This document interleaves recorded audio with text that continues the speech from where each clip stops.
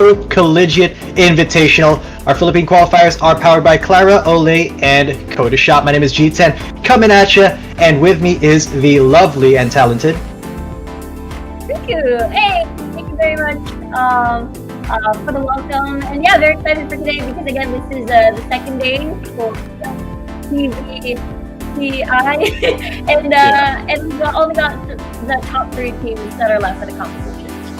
Yeah, these teams do stand to win quite a big sum, thanks to our sponsors Clara, Olay, and Codashop, which without whom this event would not be possible. Speaking of, Clara Olay has provided some gift baskets for each and every one of the competitors, as well as us as casters, as you can see by my spread right here.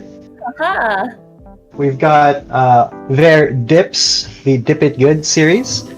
And of course, they will also be working with NESFP for the Teachers Appreciation Program, which is really great because the top 2 teams will be able to choose a teacher of their choice to each receive an even bigger gift basket, care of Clara Olay.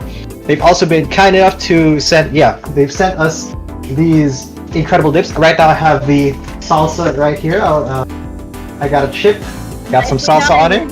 Nicely done, G10. Now I'm about to, I don't know what I'm going to do with this chip because I'm about to go through the rest of the sponsor spiels, but yeah, Codashop has blessed us all with Valorant Points worth over 10,000 pesos to be given away to all of you watching the stream right now. If you just like, react, and share the stream, you will get a chance to win these Valorant Points at the end of the stream. Yeah, yesterday it was 10 winners, and today it's going to be 15, so that's going to be very cool. Yeah, a lot of winners for today, as we are going to be in the lower brackets, the lower bracket finals, as well as the grand finals. Riku, why don't you explain the explain our brackets while I munch on this chip real quick? All right, so I can stop holding it. After you munch on that chip, you gotta tell me what your favorite flavor of dip you have there, because there's 4 on your table. But yeah, anyway, going back to the brackets, yesterday it was pretty surprising because when we talked to the players, they were looking forward to facing Veritas Arcus, but unfortunately they were actually sent down to the lower bracket by LG Valorant, who also sent down USD Teletigers as well in the lower bracket yesterday in such a very convincing and dominant fashion, which is very, very, I think today is going to be very exciting because that is exactly our top 3 teams. You've got ADMU, you've got GLSU, and as well as UST for the top 3 teams. Today, LG Valorant already has secured their spots to represent the Philippines, so now UST and Veritas Arcus, they have to fight for that one last spot. Yeah, most definitely, and they're not just fighting for that last spot. They're also fighting for $300, $300 US for the grand champion, $200 US for the runner up, as well as various other prizes that they will receive once they get there. But of course, we are still going to be going into that lower bracket final, which will be a best of 1. Yeah, it's going to be a best of 1 series, and then the grand finale will be the VO3 series, and it's actually pretty exciting because they get to win prizes at the Philippine qualifiers, but also not only are they fighting for those 2 slots, they have to face the entire, well, not the entire Asia, but 4 other countries in Asia to fight for that $25,000 prize pool. That's insane. That's roughly what, 1.2 million pesos? So something insane like that. Yeah. Yeah. Oh, yeah. And none of this would be possible. Those dreams would not be realized if we didn't, have such a good Valorant community enough to have something like the CVCI Philippine Qualifier, of course, presented by both Codashop and Clara Olay. So let's get into this matchup right now. We have DLSU's Veritas Arcus and Team UST Teletigers, 2 of the titans in the Philippine collegiate esports scene. What do you think is going to happen in this matchup? Actually, there are for sure a lot of expectations for, again, DLSU, because a lot of the teams were looking forward to fighting them in the finale. Most likely, sort of expecting them to reach the finale because they are definitely previous champions in other tournaments as well for Valorant Collegiate. But no one really mentioned Admu. No one really mentioned LG Valorant. Who are you looking forward to face in the entire tournament? No one mentioned LG Valorant. So it's very interesting to see that LG Valorant has sent both, again, Veritas Arcus and USC Teletigers in such convincing fashion. I believe all of the maps that we encountered yesterday was bind, at least for the broadcasted matches. But the score for LG Valorant against, again, these two lower bracket finalists are 13-6 and 13-7. Mostly very heavy, dominating fashion when it comes to both attacking side and as well as forward defense. Yeah, definitely LG Valorant was a little bit of a dark horse coming into the tournament, but they've really proven themselves to be kind of the favorite, as everybody who was on the lower bracket, I remember Ron talking about this earlier, everybody that was on the lower bracket fighting today was set there by LG Valorant. Yeah. Yeah, I think that is actually pretty insane. And now, I believe, DLSU having to fight for that top spot for sure. And of course, you've got UST and as well as Veritas Arcus having to fight for the single one last slot. At least for LG Valorant, they've already managed to secure their slot to the regional tournament. But that's the reason why this lower bracket finals is just as important. Yeah, most definitely, because this lower bracket finals, it is kind of a do or die situation. If you lose here, you get nothing. But if you lose in the grand finals, at least you get the runner-up prize. At least you still get the slot. But if you lose here, your run is over. You have to wait for the next one. So it's going to be a really tense situation. There's going to be a lot of pressure on these players, and I'm excited to see how they deal with that. Yeah, I have to agree with you there, because the fact that this is also a tournament that will take you to go up against teams against Singapore, Hong Kong, Indonesia, Malaysia, and Taiwan. So not only are you crowning yourself the best college in the country, but also at the regional scale. So that's how much it will mean definitely for the players. Yeah, and honestly, these teams are some of the most storied teams, in not just Philippine collegiate Valorant, but Philippine collegiate esports. USC Teletigers, Veritas Arcus, they've been making a name for themselves for the past years in the Philippine esports scene, and it's exciting to see them, perform well as well in the Valorant scene. I'm just kind of sad that my boys, Celebration Esports, they didn't make it. I was excited to be casting some of their games today, however, it doesn't look like it was on the table. Yeah, and I think they're also one of the expected teams to be at the top 3. So I guess it's one of those things where, again, surprise, there is a dark horse in the tournament, and it is definitely LG Valorant. But yeah, I guess we can talk about a little bit more about the teams. I think what's interesting about the top 3 teams is that UST has sort of made an upset yesterday on that overtime matchup online, which is up against, I believe, LG Valorant Frost, which was, again, the sister team of LG Valorant now. And it just shows that their mental stamina, their mental fortitude is there. But the thing is, they've never really faced DLSD yet in the tournament, at least.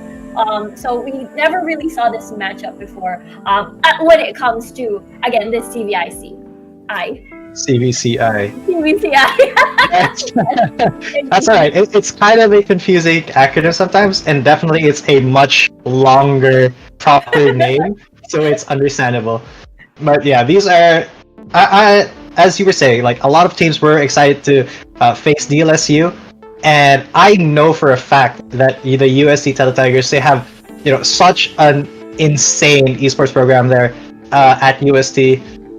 Just the Teletigers themselves have, for the past few years, been building up their foundations in USD, and I'm sure that they've been training their butts off for this tournament, and I am very, very excited to see them put it all on the line. Of course, the USD Teletigers are made up of Exia, JNB, Zill, Haze, Shadow Rays, and Stan.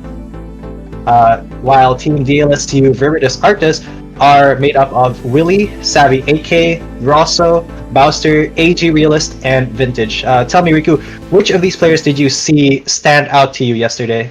Oh, that's a good question. Okay, so for USA Teletigers, it is definitely Shadow Rays. The thing about Shadow Rays is that he can just either clutch like wild 4K or be the first one to die and would be maybe a 50-50% chance of the whole entire defense or attack collapse. So I feel like Shadow Rays is an important team member for the Teletigers, and I think second would definitely be JND.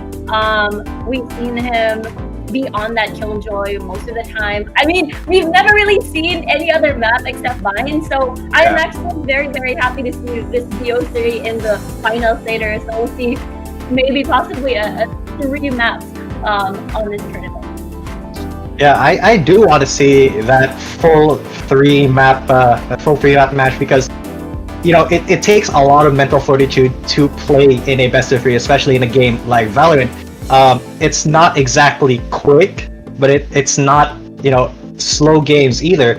You have to kind of reset after every half and to keep that mental going. How about for Team DLSU? Who stood out to you, or were you not able to watch some of their games yesterday? That's the interesting thing. So Viridis Arcus wasn't on the broadcasted matches, but I think the standout player would probably be Savvy 8K on paper. Managed to talk to the teams, and he was originally the reason why this team formed, because they wanted to form a Valorant team for DLSU, and this team that they managed to assemble has only been playing for a month versus USD Teletigers, where they've been playing for 2 months. And I guess we can tackle as well when it came to LG Valorant. They've been playing for a year, I believe, except for one single member. So I'm interested how to see this synergy work out, even though they've only been playing for 1 to 2 months for both of these teams. And of course, the overall elo as well. USD Teletigers is able to create an upset against teams who have immortal players in their roster. So I don't think it's a bit of a stretch if ever USD Teletigers is able to get that upset against, again, DLSU. Yeah, honestly, from what you've been telling me, USD Teletigers, they do have that kind of synergy going on. They kind of have that going for them against the other teams. However, I'm really interested to see now LG Valorant, because you say they've been playing for a year. Valorant hasn't even been out for a year, so they transitioned to that when it came out, and they've been playing, and I bet they've been playing together ever since the game came out.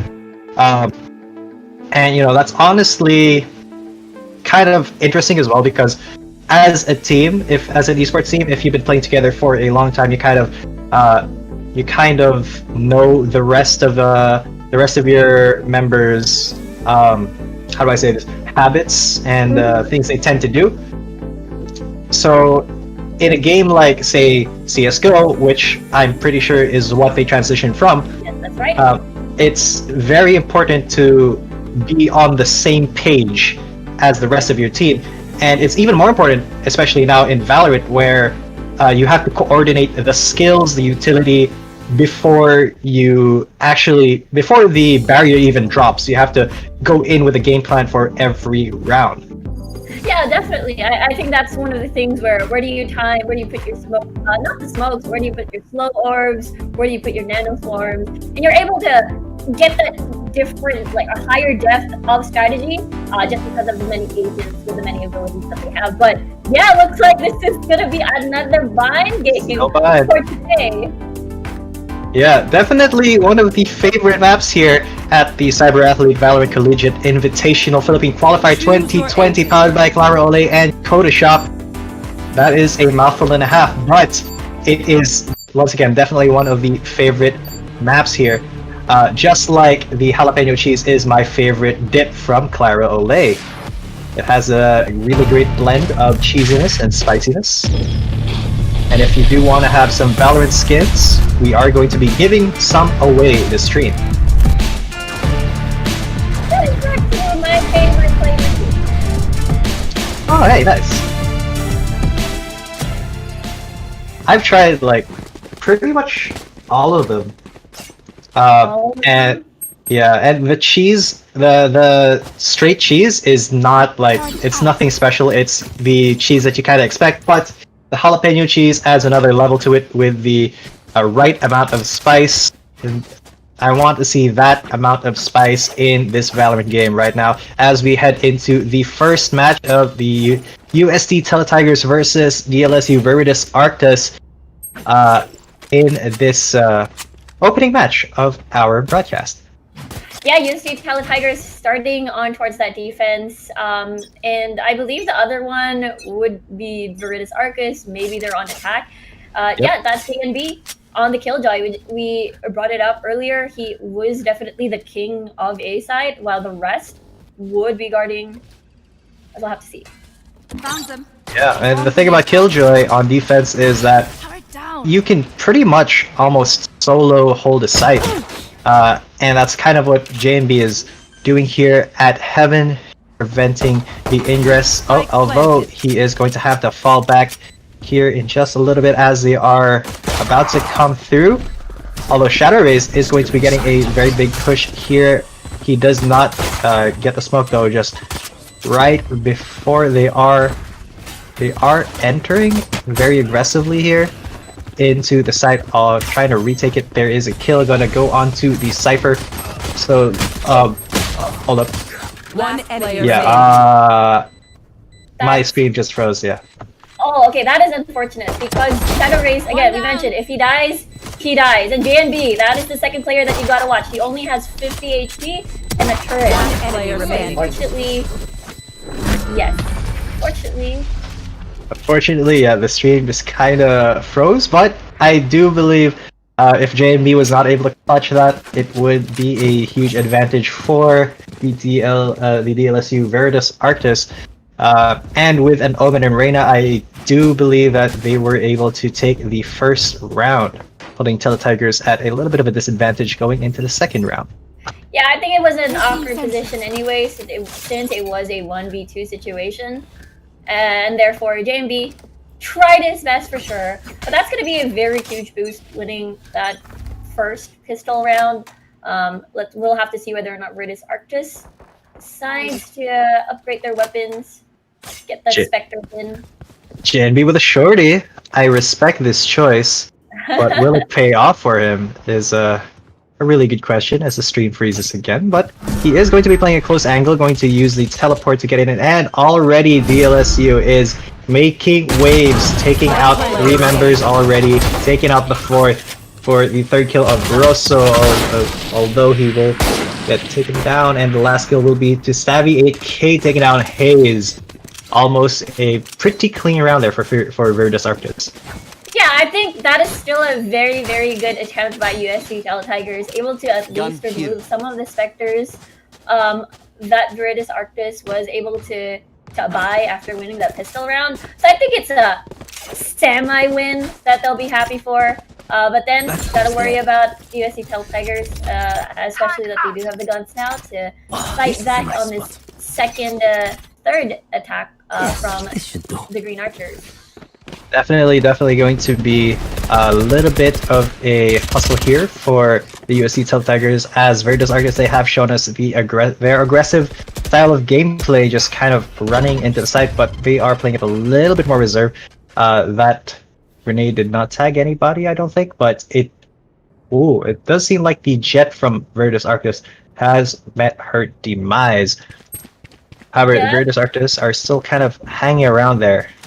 Yeah, very unfortunate. It's going to be a 4v5 situation, especially that Viridis wanted to take their time. They're still sticking around over it. That seems to be the push. That seems to be the call. And Vintage will fall. Yep, and that's a couple of them already falling for Viridis Arctus. Teletigers showing a very solid defense, but the instant rotate with the teleporter from Grosso and the Omen for Viridis.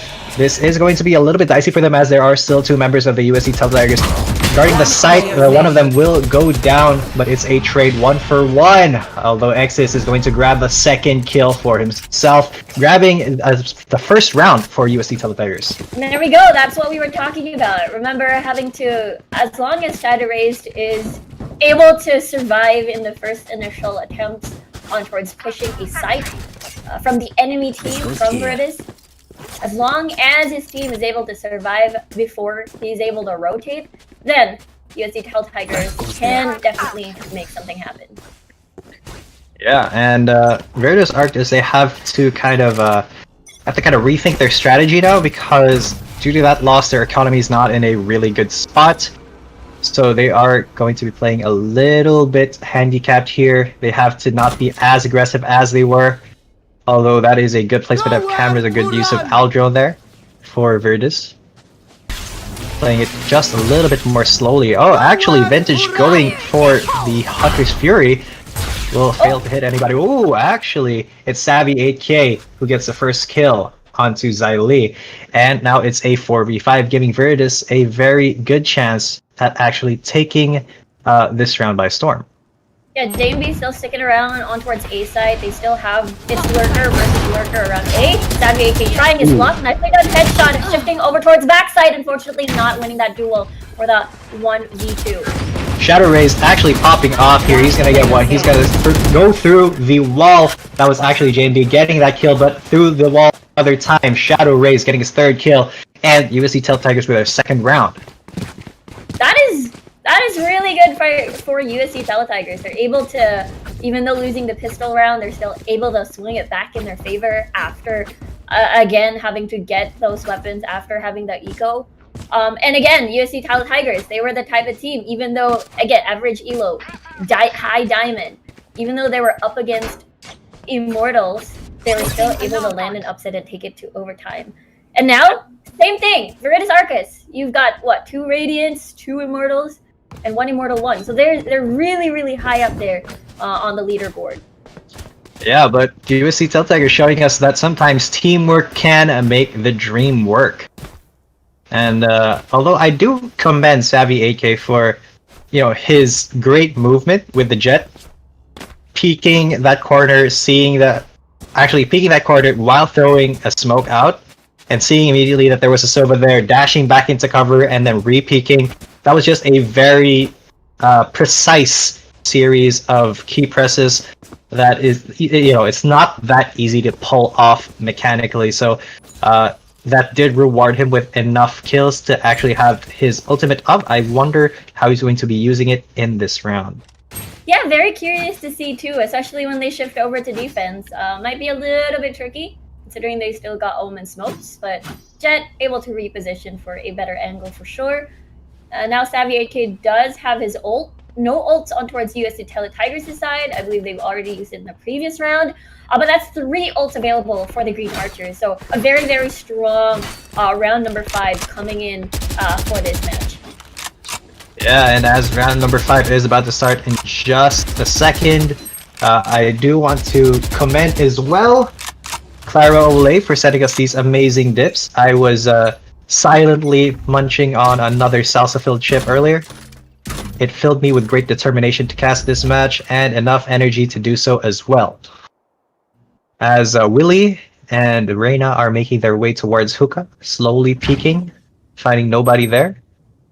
I believe they will be pushing in as Savvy AK is going through long.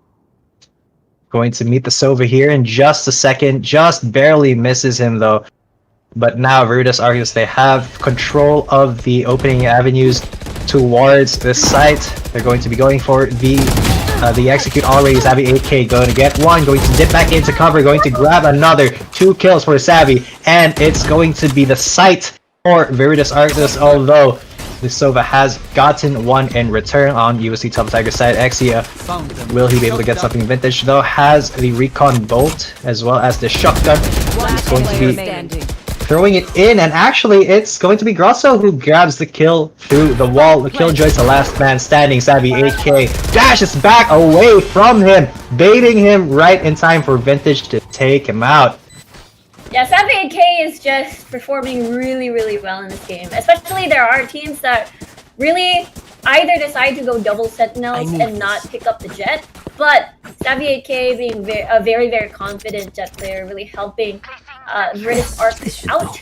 And now so far though, it is still very neck and neck. And I think this is a very clear indication that Virtus Arctis is doing really well, even though it's an attack. And USC Tell Tigers really has to make things work especially that they're on the defender side, and want to garner as much points before transitioning over and switching sides. Most definitely, and I think they really can't afford to just let Hookah Control go directly to Veritas Arctis every round, because it's such a key position to look into the site, especially as we see Willie going to jump down. He's already inside the site, inside a smoke as well. And he's gonna jump on top, have a good angle on these two, just spraying them down. And see, that's an easy side take for Veritas just because Willie was able to aggress from Hookah. Yeah, and now that is actually a pretty insane angle from Willie. He just hid behind those two smokes, just trying to hug and hide. But unfortunately, Tigers didn't see this coming, and I think the call is to just try to save anyways, especially that Hayes wants to save that up. It's very expensive in the current patch right now, and you don't want to lose that and lose more money. Yeah. And yeah, more points for Virtus Arcus, and looking really clean coming to this attack. Yeah, most definitely. The nerfed op is it is not going to get a kill here. They know where Hayes is. They're going to try to chase him down. It's gonna just finds him with a headshot, and it's going to be the kill for Virtus Arctis, wiping out Tigers there.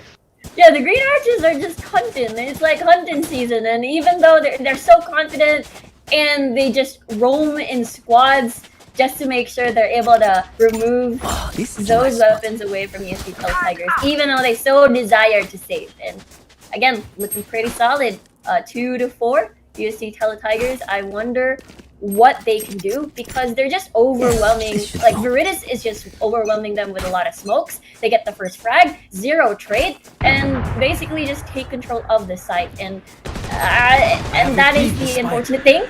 Not least USD Tigers lose 1 member.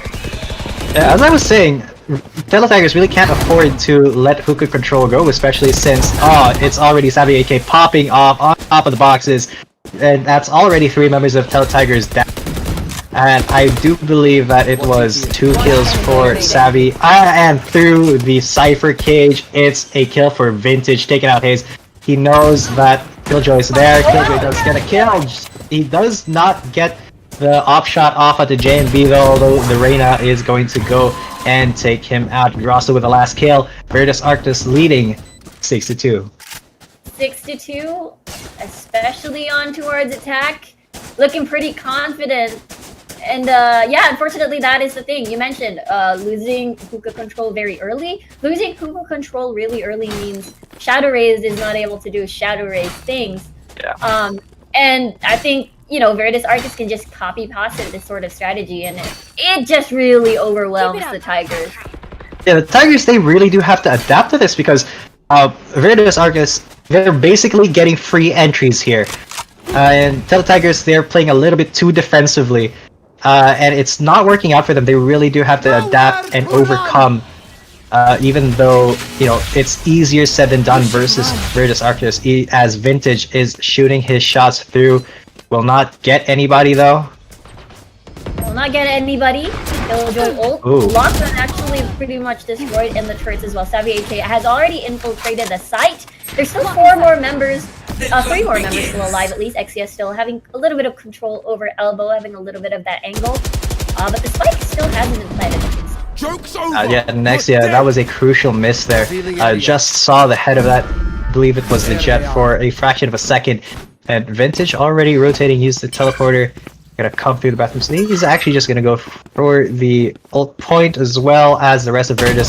They funnel through into the other site. It is through the walls. He was the hunted. That's going to be Exia. Actually, he might be saving the round here for Tigers. He knows that Savvy 8K is there. He's heard him. Savvy. This is gonna be risky for him. But he is gonna go for it. He's gonna pick up the spike, fake plants, trying to bait anything from heaven, but that's not where the Tigers are gonna be coming from. He has very little time to do so. He got 9 seconds. And here is the owl drone. He knows now. They know exactly where he is, and that's going to be the kill as well as the defuse. The Teletigers finally getting another round under their belt. Sorry, it wasn't 6-2, it was 5-2. Now 5-3. We good. Now it's 5-3, and yeah, I think USD Teletigers really play that very patiently and they know that time was on their side, and all they had to do was wait. Really good Sova ult on towards default, therefore to prevent any sort of plant. And that did a lot for USD Teletigers to swing back the round onto their favor. Yeah, and honestly, even though Shadow Rays wasn't a big part of that equation, Teletigers was able to, you know, with some creative movement and honestly playing game sense, they were able to bring that round back thanks to Exia. Exactly. We'll have to see whether or not this can be replicated once more. I mean, you mentioned earlier they have to switch it out, and what was the big switch? It was JNB moving towards B site, setting up all the turrets, all the nano swarms, and I think it actually benefited them well. They're actually already positioning towards B long and hookah. Yeah. Once again, Teletigers are just going to be letting Virtus Arc enter into B site for free, and they will be getting a couple kills on their way in. That's going to be JNB going down, and very quickly followed by Vintage Exia. He does get a 2k there. So Shadow Raised and Exia, they're going to be going here from the back of the Cypher. Although Exia, he does have to be very careful here as there's an Omen there ready to take him down. And Vintage, sorry, that's Hayes, trades him off with an off shot. The spike has been planted. This is going to be a very tough situation as it's a 1v2. It's not going to be a very easy 1v2 as Shadow Rays goes down. Virtus Arctis 6-3.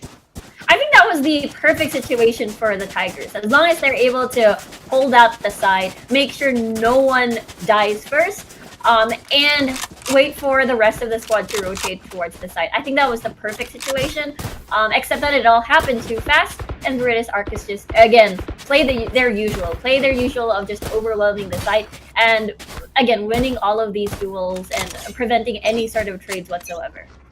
Exactly, and Virtus Arctis, they are just the right amount of aggressive to counter the passiveness from the Teletigers, because the Teletigers, they're really not holding those angles of entry from Virtus Arctis. So Virtus, they can just get these very easy setups, while the Teletigers, they do have to wait for the rotates as Savvy AK just snipes Exia out of existence. Very unfortunate. There's the flash though. They're able to get through cover, and Vintage. I know exactly where. That Shadow Ray's gone. One enemy remaining. Yeah, and Willie once again with the just amazing jump on top of the container there to have such a good angle versus the rest of Teletigers. J&B here with the Sheriff. I don't think he can really do anything except for miss that shot and die to Grosso. Yeah, the headshots here coming from Virtus Arctis, not allowing the Teletigers to get a bit of exit frags at least to take away the weapons. But yeah, that was an eco round. It is definitely going to be understandably tough on the previous round. But now, look, Shadow Rays has his Vandal. Everyone has a bunch of weapons to utilize. And the thing about Virtus Arctis, they're not really changing their strategy. They're just spamming B basically, yeah. and JNB still, you know, is still holding the site on towards A just in case. But again, that round where they won, JNB stayed on B side. Yeah, and you know what? If it ain't broke, don't fix it. That's exactly what Virtus Arctis is doing. Once again, Hookah is uncontested. Once again, B long uncontested. And this is basically a free entry for Virtus to get into B. In USC, if they have to wait for the rotate, it's already too late as Virtus. They're just so aggressive and taking all of the good angles here. Teletigers, they really don't have a lot of place to defend from, and the spike's already planted. It's a 4v5. It's going to be incredibly tough for the Teletigers to do anything about this, especially since that was such a nasty angle for Bowser to take down Exia from, but at least he was traded away 1-for-1. Savvy AK though with another very quick shot with the off, almost gets JND as well, but swaps to the Phantom for a very quick kill. That was an insane play from Savvy AK. Last round. Yeah, very, before the very half. convenient. Is able to eliminate that one person that able to trade off of elbow, transitioned towards long. And again, it looks very, very smooth. They look very, very confident. UST, or rather Virtus Arcus, doesn't seem so rattled at all. And I think they can just copy paste their strategy and just keep pushing B side. And I don't think it's very, very hard considering that this is the last round before switching sides. Yeah, USC Teletigers, they are going to be in a world of trouble if they don't find something to actually respond to this Virtus Arcus strat with, because they really aren't contesting these avenues of entry that Virtus Arcus is abusing. Look, once again, Willie jumping right into the site from Hookah, just a very early transition into it, and he's already almost gotten a kill there, but JNB at least was already there. Hayes as well, One enemy able to take down Bowser, but Savvy AK going to trade him out. But while JNB making it a 1v4 situation, the last man standing will be Vintage, I believe. There they are. And he is there at Hookah. He just has to get these kills. He will go down. And that is going to be 4-8 going into the second half. I think that is going to be tough for. Yeah, the UFC Tigers, they do have, yeah. Yeah, and I think it's very interesting to see that the moment when JNB actually swapped to B side to defend, that's again the time they have actually took the round for themselves, and we'll have to see how this Killjoy is going to be lurking around and working his way to get a lot of intel, a lot of info. Turret gonna be in the middle, gonna be in Link at least to spot out any sort of people rotating to wherever they plan to attack. Yeah, I don't think a rotate from Link is going to be a big problem here for the USC Tigers. I believe that Virtus Arcus, they have a very, very solid game plan here for defense. It's up to USC once again, I think, to adapt to that game plan and kind of abuse the holes within it, so to speak. And I do wonder if they're going to be able to do that before Grosso takes out Hayes. But yeah, Virtus Arcus already with a big advantage here at the start of the pistol round. Savvy 8K, he will be spamming through the smoke but will not be getting anything out of it. Xylee going to come in with a flash. Nobody is there. The smoke has gone down. There is resistance here, but JNB gets a kill onto Vintage, and there's a couple of quick kills there for the USD Tigers. They have secured the site. They are about to plant, I believe. There is still a threat at Heaven. There's one gonna be coming from the back. So they're taking their sweet time.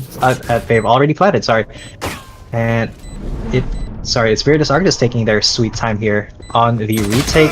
Although there's the aggression. Ooh, that's the aggression once again. 2v2 situation now. Shadow Rays and JB.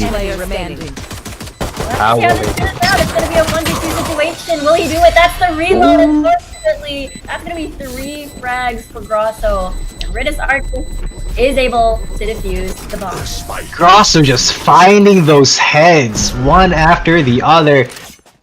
Absolutely insane pistol round, and USD Teletigers, they are in a lot of trouble. Virtus Arcus with their 9th round of the game, and after a pistol round, Teletigers are hurting. They have to find a solution quick. Yeah, they're able to at least get the plant down. It was what, a 3v2 situation, but you're up against Arena here, who's able to get that reset on the fights, get that HP back. And I think that's unfortunate because I remember what Jaeger talked about yesterday, having to set up the crossfire to make sure you're able to trade. That's not what you want. Jamie gets that first kill.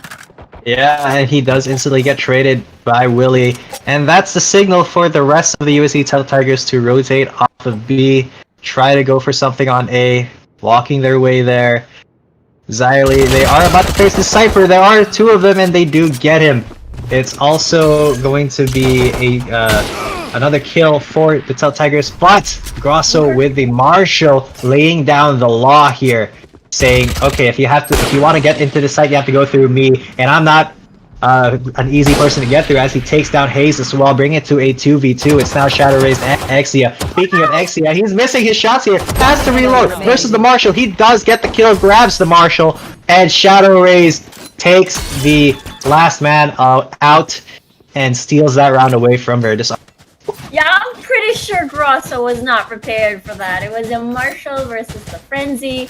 Unfortunately, that's not a good matchup when you're in close quarters. And yeah, I think that is definitely going to be a good boost, considering the fact that, that was even an eco round too. And Virtus Arcus had that upper hand earlier. Didn't get to see whether or not they saved, but looking at their buy with Willie with just a classic, they lost a bunch of weapons earlier, I'm guessing. Yeah, they did lose at least one Marshall, a couple of Spectres, I believe. And CVCI on the Sheriff. If there's anything that Virtus Arcus is good at, they're good at clicking heads, and the Sheriff is a really good gun for them. And especially to Savvy, this is a very aggressive defensive tactic, actually. He's going to be pushing right into the defender spawn, sees one player at least, and misses the shot, but now they know he's there. They know there's somebody on their tail. Yeah, they're just chilling around Link at the moment. At least CVCI has some sort of intel where the rest are, so Virtus Arcus has a good idea. But looking at the map now, they're just looking to push from hookah as Shadow Race tries to defend the flank. Yeah, and there is one person inside the teleporter room, and USC Tigers, they can already push through here, especially since Shadow Race takes out Willie. That's 4 members of Virtus Arcus down. Might be the 5th, as they've already taken the site. The last man standing is going to be Rouster. He's very, very low. One shot from any weapon will do. They're just chasing him around. He has teleported away, wants to save his life, his ghost as well. Yeah, and he's going to be hiding. Yeah, I gotta hide. I mean, it's still a ghost anyway, so might as well. But that is the scary part. USC Tigers is already garnering, that confidence, or gaining that confidence coming into attack. And even though it looks pretty grim without 5-9, as long as Tigers keeps winning the incoming rounds and not give any sort of other points or opening for the Green Archers, I think it's still pretty possible for them to take this match in particular, because again, this is a best of one. They're fighting for the slot to fight and represent the Philippines in a regional scale. So a lot is at stake for sure. Most definitely, and it's 6-9 already.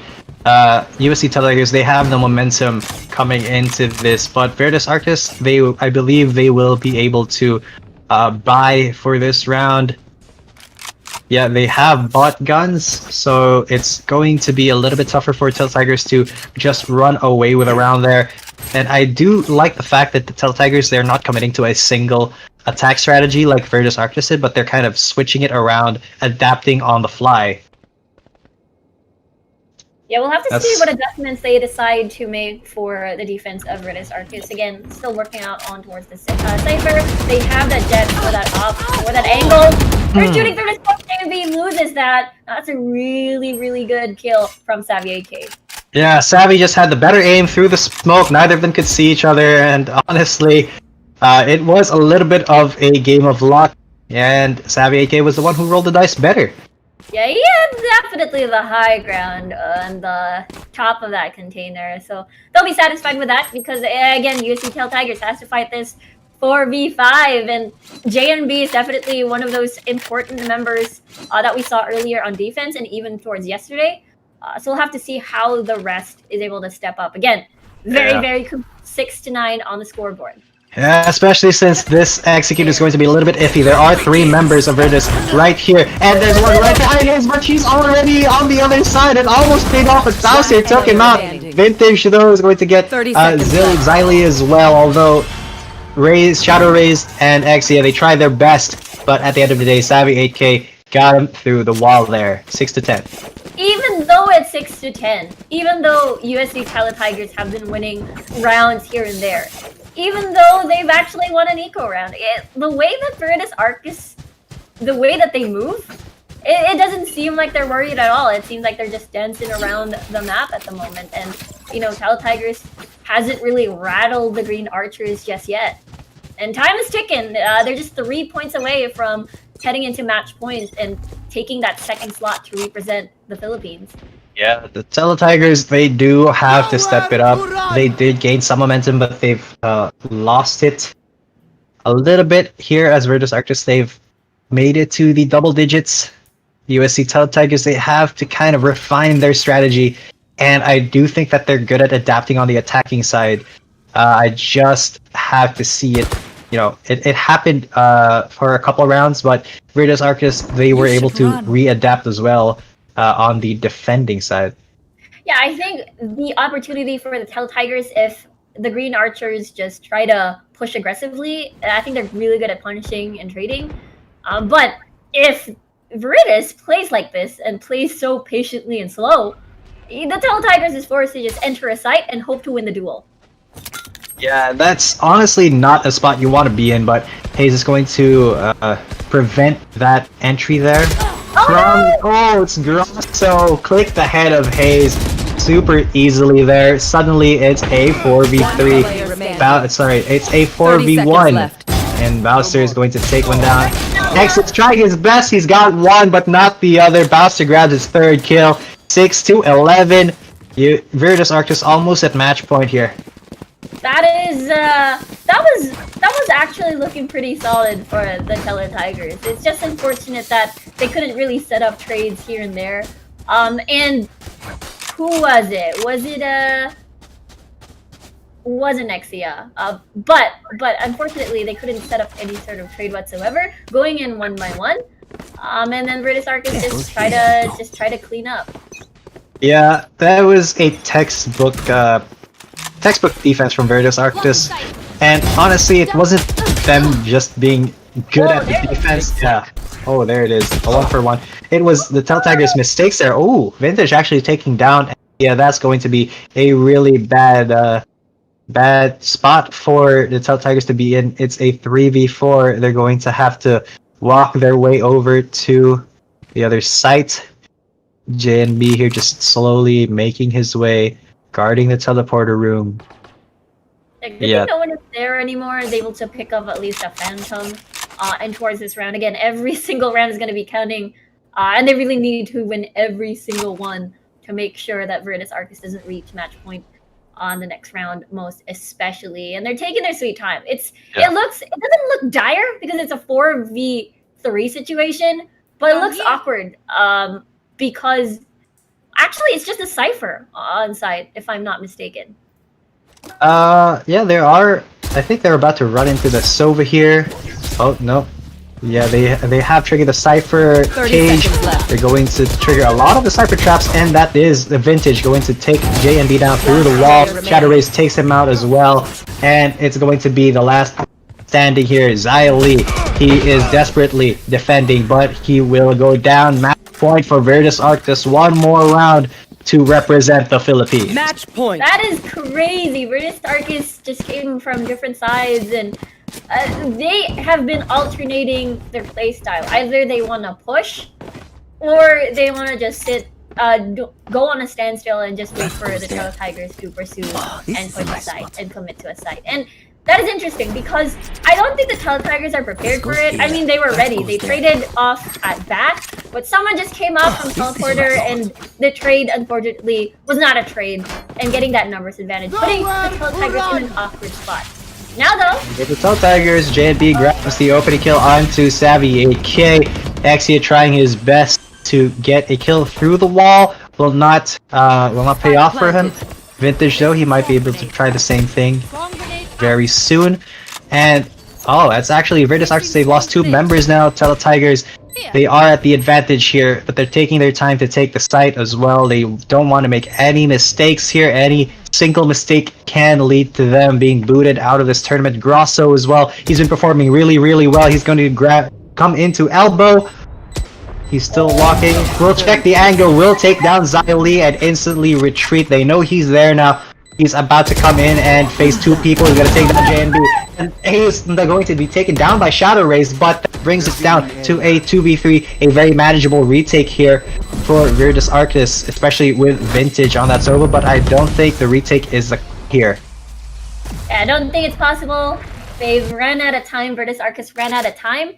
And yeah, unfortunately, it is just Vintage, the only one left. Definitely wanted to save the weapon. And yeah, Teletigers get to survive another day. And I think Teletigers have probably tried to find a solution, because at that point, the Teletigers wasn't really aggressive.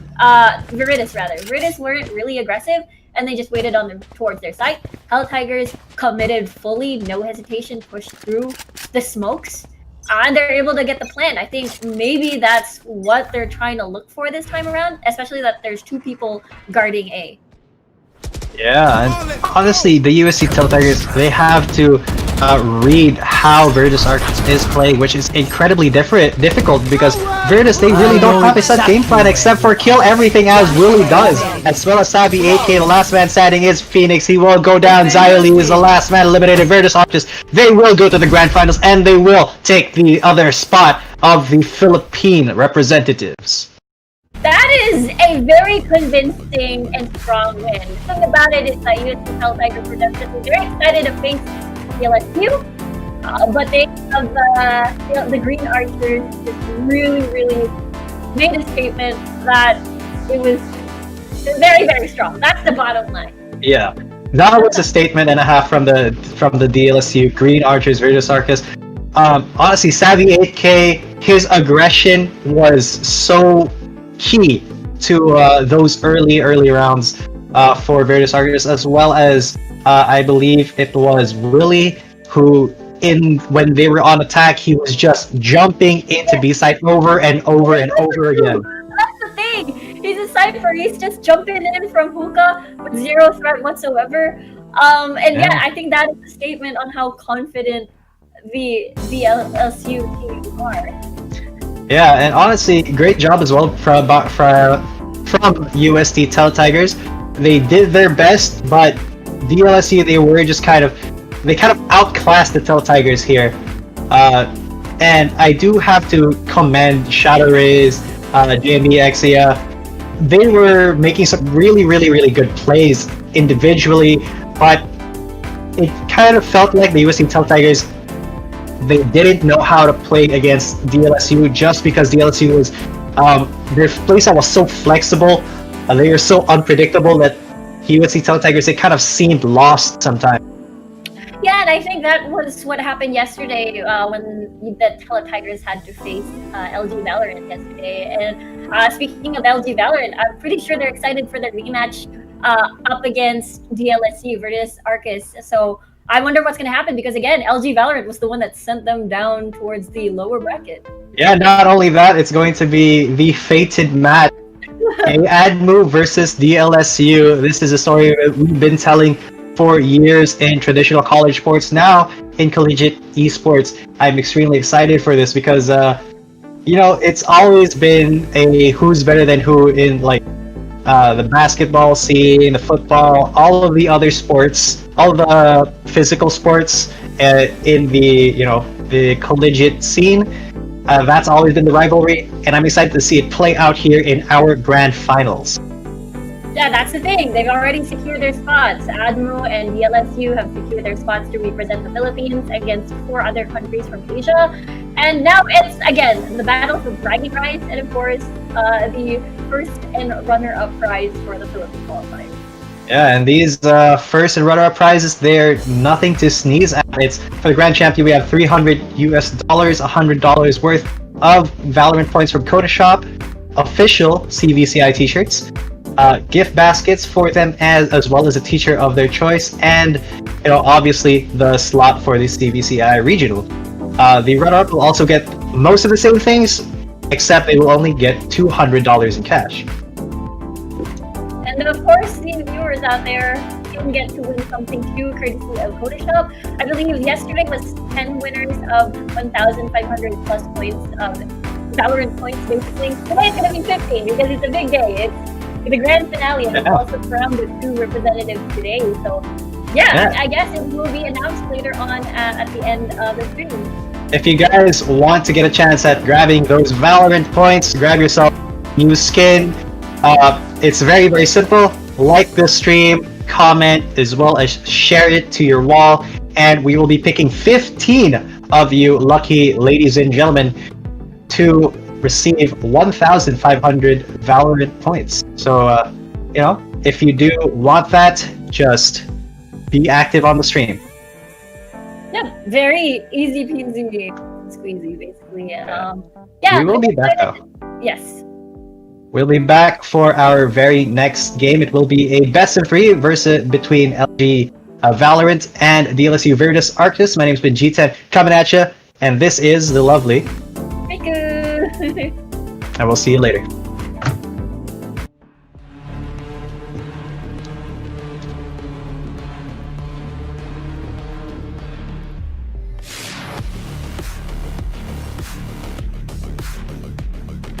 Oh, Clara will lay delicious memories, delicious memories. Clara will lay delicious memories, delicious memories. Clara will lay.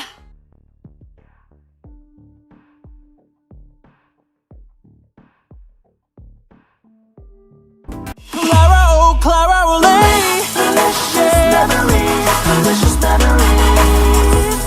Clara will lay delicious memories, delicious memories. Clara will lay.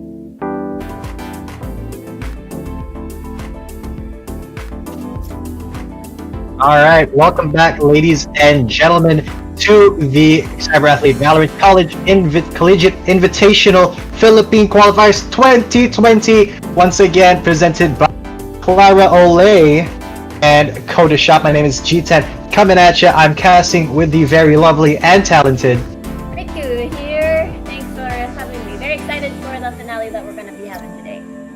Yes, most definitely, and this finale will be between two rival schools, LG Valorant from the Ateneo de Manila University, and of course the De La Salle University Veritas Arctis.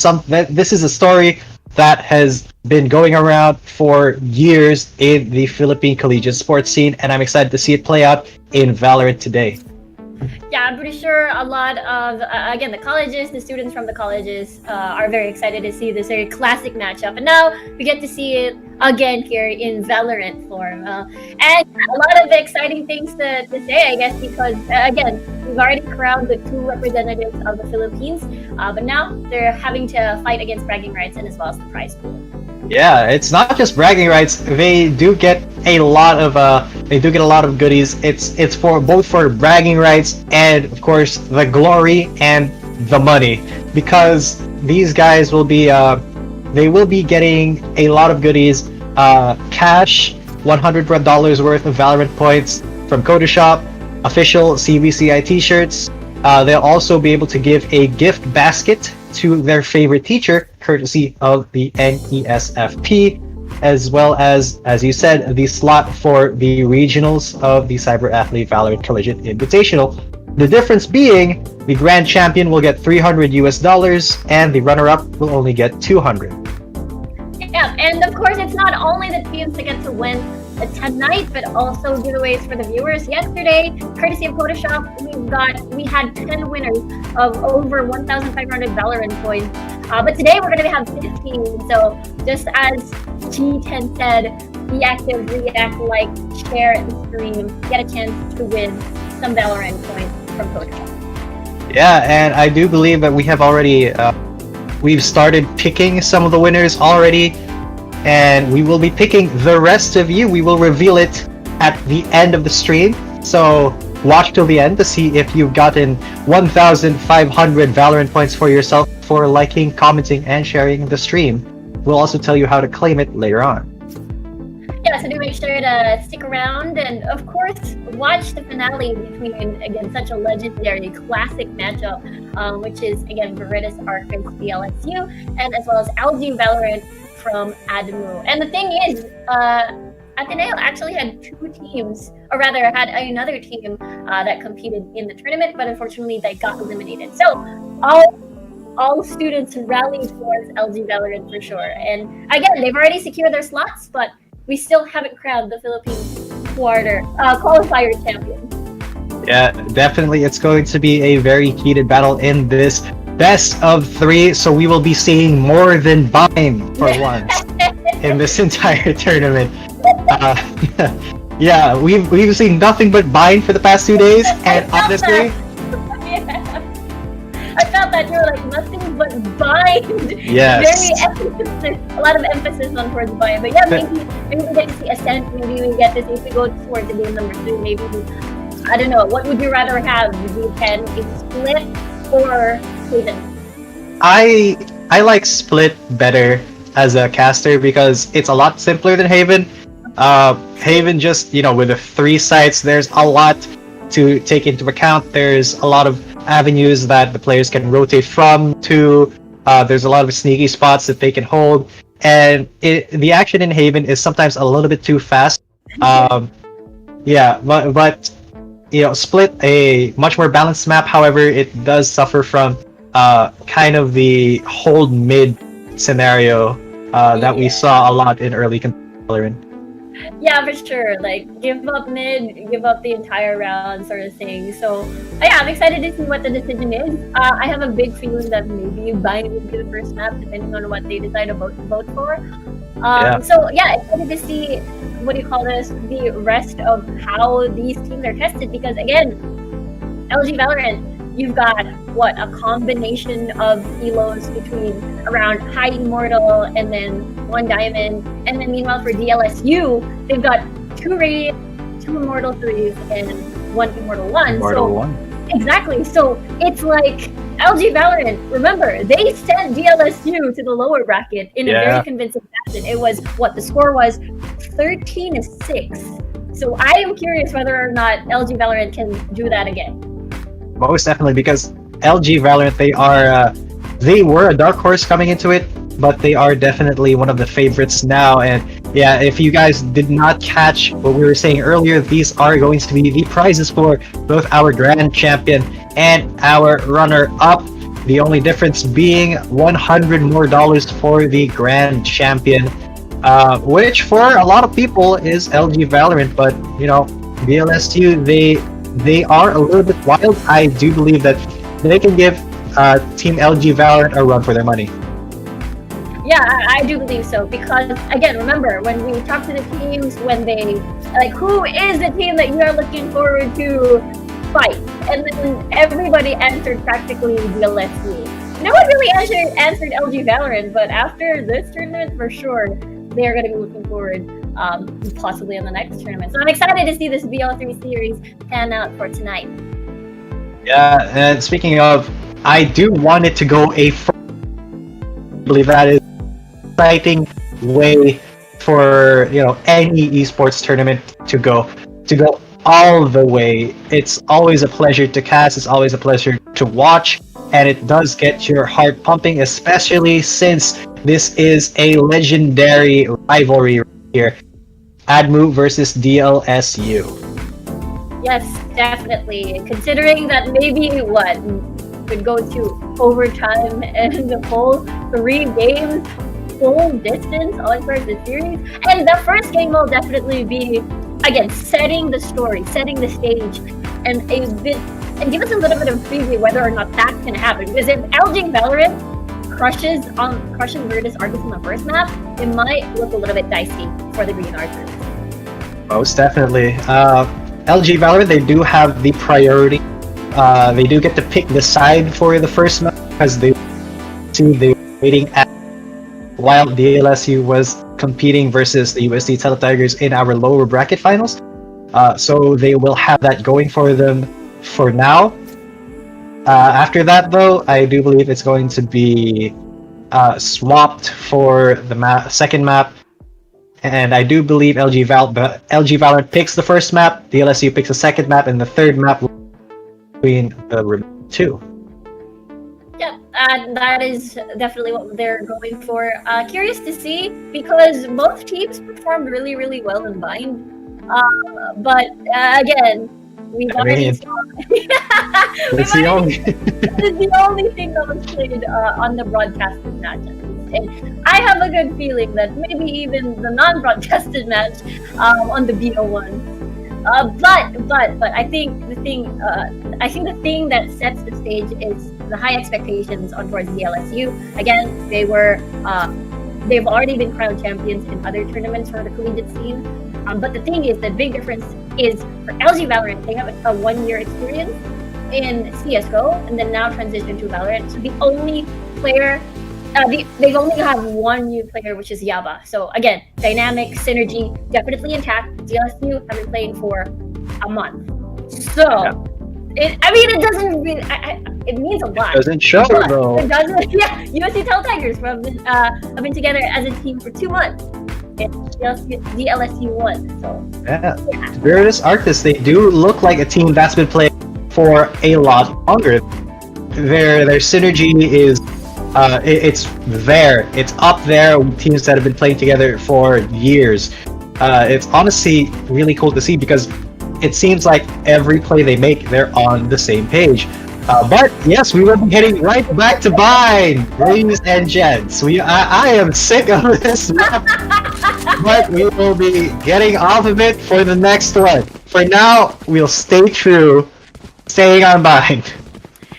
Yep. Staying true, staying on Bind, and yeah, I think for USD, or rather for LG Valorant, they were the team, at least on broadcasted matches, that are a huge fan of the Double Sentinel strategy, if you will. One, again, on Ford's very strong defense, either A and B, putting one sentinel on each side, and is able to slow them, slow any sort of aggressive push. And that's going to be an easy rotate for the LG Valorant, the Atenean squad. But here, though, Veritas Arcus will be put to the test. They definitely want revenge because, again, looking back, it was 13-6 in favor of LG Valorant at the upper bracket that sent the Green Archers down to the lower. Yeah, and don't be fooled by what's on your screen right now. It is not LG Valorant versus Veritas Arcus.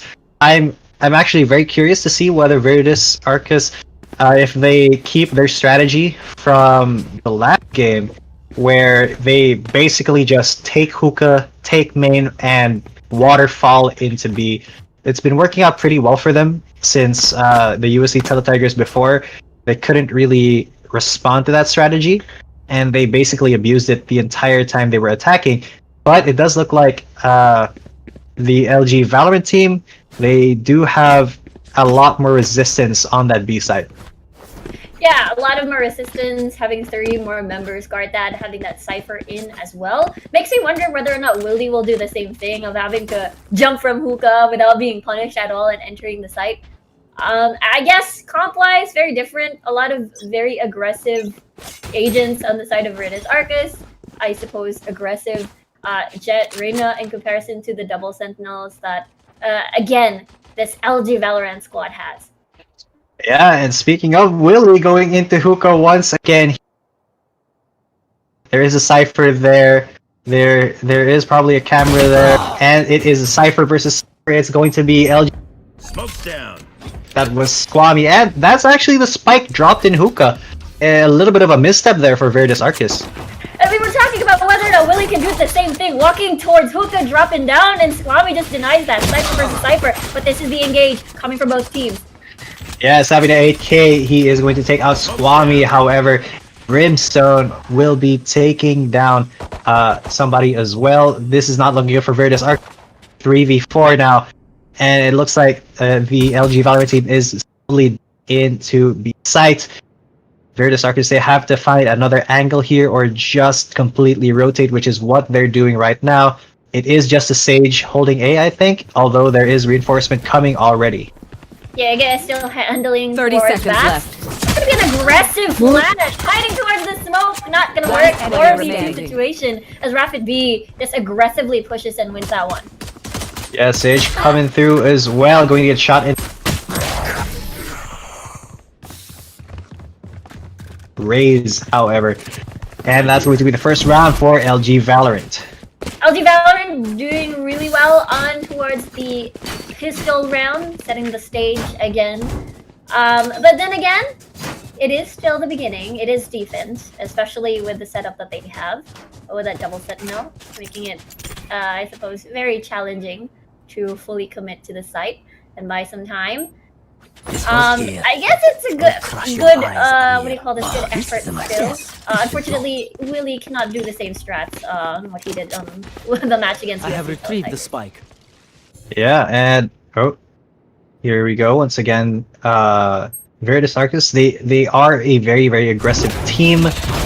Although it seems like the double sentinel setup from LG Valorant is working out for them, especially since look at those Spectres getting those kills. It's actually an A for Rapid B.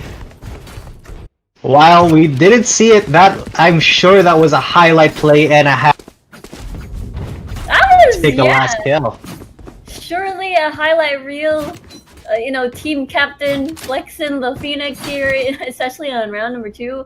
And even though it was eco, no one really punished him. He was just styling here on earlier. I'm pretty sure he got a perfect spray there with a Spectre, ran out of bullets as he killed them, and then pulled out his ghost for the last one. What a man. What a message to Veritas Arcus this early in the game. And this is one of the things. He gets that early ult, enters the portal, gets the flash in. Unfortunately, he will hide and will not see the Cypher in the box, but it's fine because it's his ult anyways. Yeah, Willie does get the first kill onto Squammy while the race trades away. He does get Brimstone gets a third, and suddenly it's a 2v2 situation. Virtus versus LG here in B. It looks like they're going to die. That's Bowster going to die at the hands of the Brim right there. It's the last man standing. Willie, we've seen his aggressive plays work out in the last game, but it looks like LG Valorant's a lot more prepared here. A lot more prepared, still hiding towards the smoke. That could expire, and it could put him in a very awkward position. Spike is in the middle of it all. Crossfire being sort of set up by LG Valorant here, so it's going to be very risky. One in elbow, one coming from the corner near the site, and it's a Vandal. It might go to waste. He still wants to risk it. Oh, he looked at just the wrong moment as Rapid B saw him. He turned away as that's going to be the end of that third round in a row. Very, very unfortunate, just as you said. Timing wasn't really on his side. Had to worry about two opposite ends of B site. And very unfortunate. Couldn't get that 1v2. Lost the Vandal. And now it's Eco for the side of Virtus Arcus. Yes, so far LG Valorant with a very, very strong start. They have full guns. Virtus, they are talented players, although LG Valorant, they're showing that although they were kind of coming into this tournament, they are just powering through everybody. They made their way through. They're now here in the grand finals, pretty much uncontested. Yeah, absolutely. And I think that is why Virtus Arcus struggling a little bit. For sure they want that revenge, even though they've already camera illusion and the tracking dart removed. I think that is enough for them to just back away and respect stuff. Yeah, Willie trying to do his hookah trick once again, although they don't have kind of the setup for him to just run down into the site. As Squabby, he does have a better grasp of that position than CVCI Teletigers had. So Virtus Arcus, they will actually be going back towards hookah after kind of baiting the rotate there. Yeah, that's 30 seconds on the clock already. They 30 actually seconds managed left. to be a little bit more slow. Squammy is just there around the site though, so they gotta be careful. Although utilities already Here goes. down. Ooh, and it's Squammy peeking out, taking down Savvy 8. What? Player remaining. That's going to be a 4K Squammy. Can he get the fifth? They want the ace! He's not gonna get the ace. The Rays will grab the last. But LG Valorant gets 4 rounds in a row. That's insane. I mean, usually at the 5th round, that's when usually the turning point, and that's usually where the opposite team ends the win streak of the enemy team, in which in this case would be LG Valorant. But after many attempts by the Green Archers, it's looking pretty dire. And Squammy, he's a one-man defense team here on the Cypher, and obviously no one was able to try and trade and punish him. But no, Squammy very satisfied with his positioning here on the container. Yeah, honestly, being a Cypher playing that is a little bit, it's a little bit dicey, especially if you're the only person holding sight. But Squammy is just making the most of it. He's able to single-handedly defend both hookah and main on his own. Virtus, they're really finding it hard to make an entry into the site just because of the presence of Squammy here. Yeah, gotta be careful. There is a cyber cage right at the end of hookah. So if they decide to push 100%, not gonna have a lot of vision to work with. And even though they know where Squammy is, he sees it, he's peeking. But unfortunately, they won't get that headshot. Yeah, that was almost perfectly lined up there. The Cypher has been triggered, and he just runs in his bullets. Grosso does get betrayed though, and that's going to be Virtus Arcus funneling into, I believe, yeah, they're funneling into A now. Actually, in the stage, we'll actually grab 2. That's another by the stage, getting 2, and just throwing down the slow orb, going to get a 3rd as well onto Grosso. The last one will be taken by the Rays. break coming out.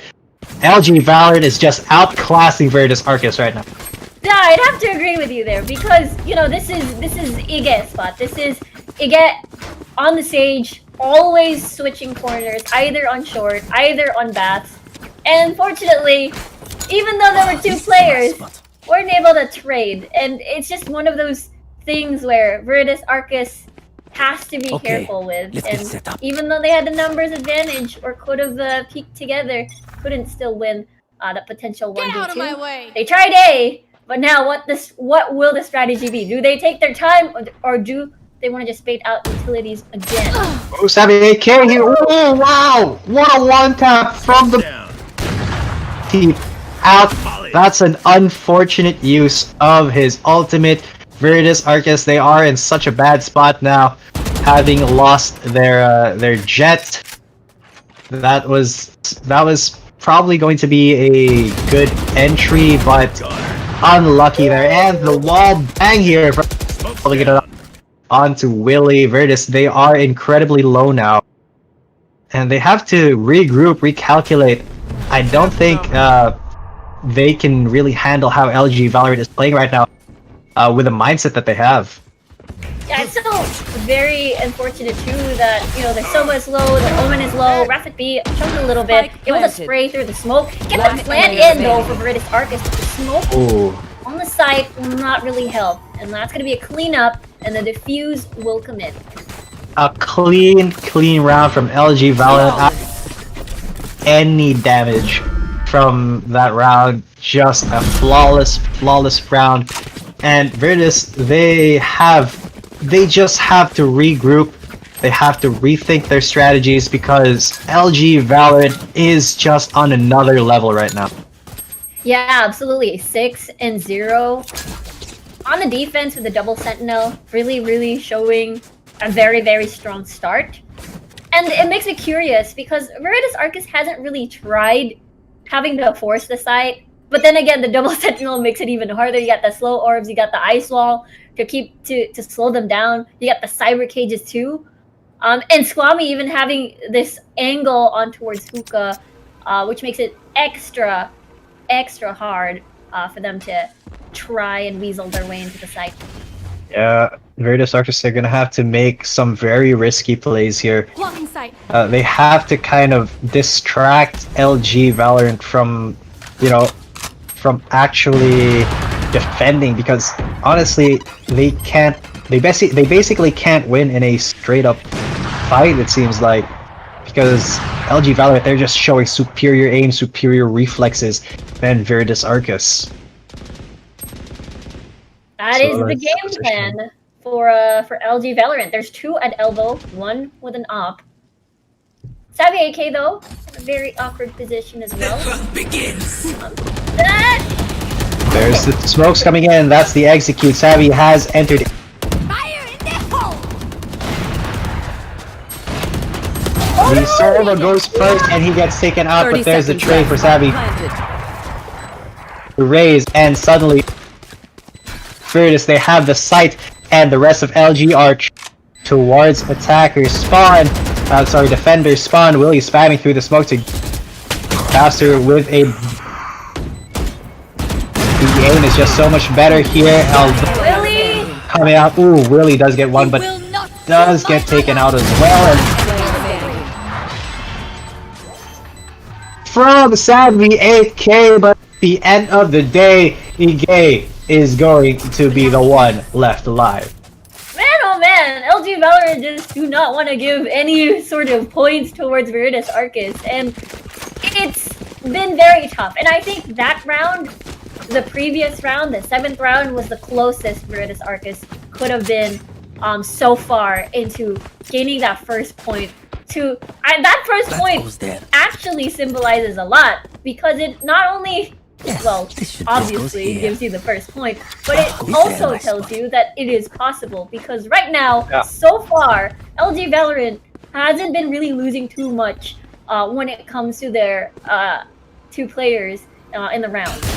Yeah, LG Valorant is just so solid right now, and although Squammy has been tagged by the Hunter's Fury, LG Valorant, they're just so incredibly solid in their play right now. They're Floyd and Willie once again at hookah is kind of trapped there. Grosso goes down. And Willie, who does come through, and it's going to be Savvy AK getting a kill on.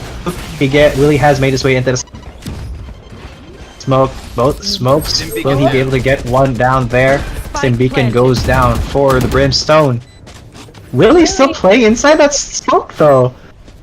He's defending that smoke. He won't pay off for him as Swami finds his face with the operator. Smooth operator. Savvy AK has playing through the fabrication. She's there. He doesn't win the aim duel versus Array, who grabs the kill onto Brewster. Suddenly, it's just the Sova left. Can he make anything happen? He's trying his best, spamming through the smoke. He does get the Phoenix, and coming through is a Cypher without his hat. He doesn't need it as he sees the Sova takes him out with a vent. Yeah, 8-0 already for LG Valorant. They're in a very comfy position, and they don't really seem too rattled. Again, the 7th round earlier was the closest that Veritas Arcus so far in the round that they could have won.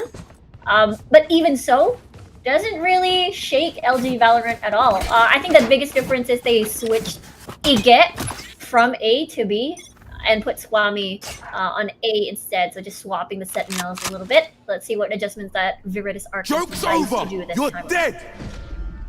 Yeah, just watching LG Valorant now, it seems like they're on a whole other level than Veritas Arcus.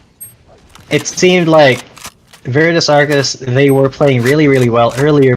LG, Caution here. just like they're reading every single movement that Veritas is making, even if Savvy AK does take out Ige right there. The Sage is gone. That's at least one less Sentinel for Veritas Arcus to deal with. There is also no revive. So if there's any round for them to go for it, it's going to be now. But the Raze does get the kill there as well. Savvy AK trades him out. But suddenly it's a 3v3. Squami's gonna come through with one down. Actually get the kill on the Savvy! With a ghost! Savvy's got a real gun, and he's gonna use it. He's going to go and hunt the rest of Veritas. Oh, I'm speechless. That was a huge play by Squami. that was huge. Very huge. They haven't actually planned it yet, but now coming onto the side, Squami heading towards the smoke. There's the peak. My god! Clean for LG Valorant and not allowing any sort of points towards Veritas Arcus. Oh my god! LG Valiant, they are... I am not exaggerating when I say they're on a whole other level, because they peak at the same time. They got the kills at the same time. It's like they're reading each... Alright, so here's the analogy, right? Veritas, they're 5 very skilled fingers, but LG Valorant is one whole hand ready to punch them out. They're working as a team much better than I appreciate that analogy. It's very true. And Veritas Arcus just really looks a little bit lost, for sure. And with that said, though, we'll have to see. As again, 9-0, LG Valorant looking very confident too. Yeah, and that just speaks to the level of experience LG Valorant has as a team. The that they have since they've been playing for about a year now. Rapid beat with a flash is a Cypher, but the lucky shot by Willie will take his head. And Veritas Arcus, that's a signal for them to take another route away. They are going to be... Ooh, Squami does get 2, but he gets traded out by Haps. Haps, yeah. He's going to be able to get the plant inside the smoke. Dodges out on the explosion. It's a 3v3. The retake is going to be for LG. And look at this, a movement from the Rays coming through using the boombot to bait out shots. And they've actually controlled the bomb site already. And that's going to be 2 very quick kills. Oh. Stone didn't even need the Raze ult there. LG Valorant with their 10th round. What a clean retake. clean retake, and I'm just speechless. There is no situation yet that they seem rattled.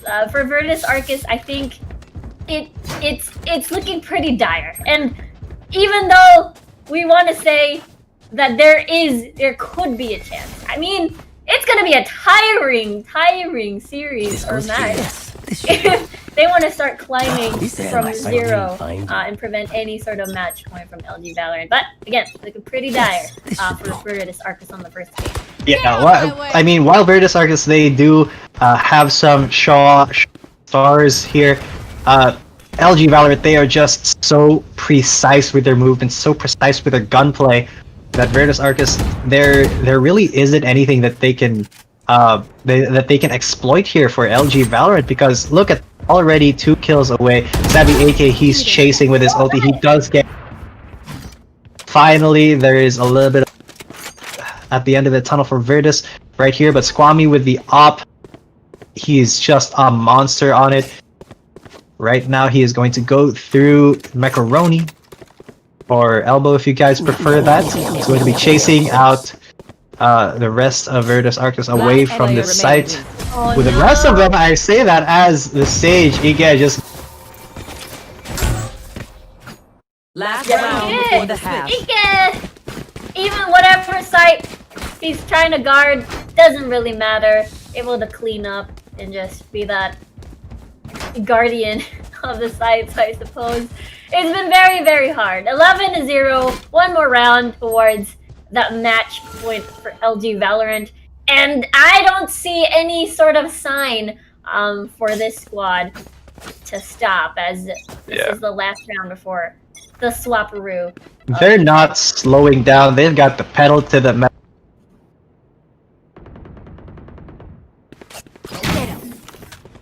Virtus can't really, they don't have a say. They change the music inside the LG Valorant in full control here.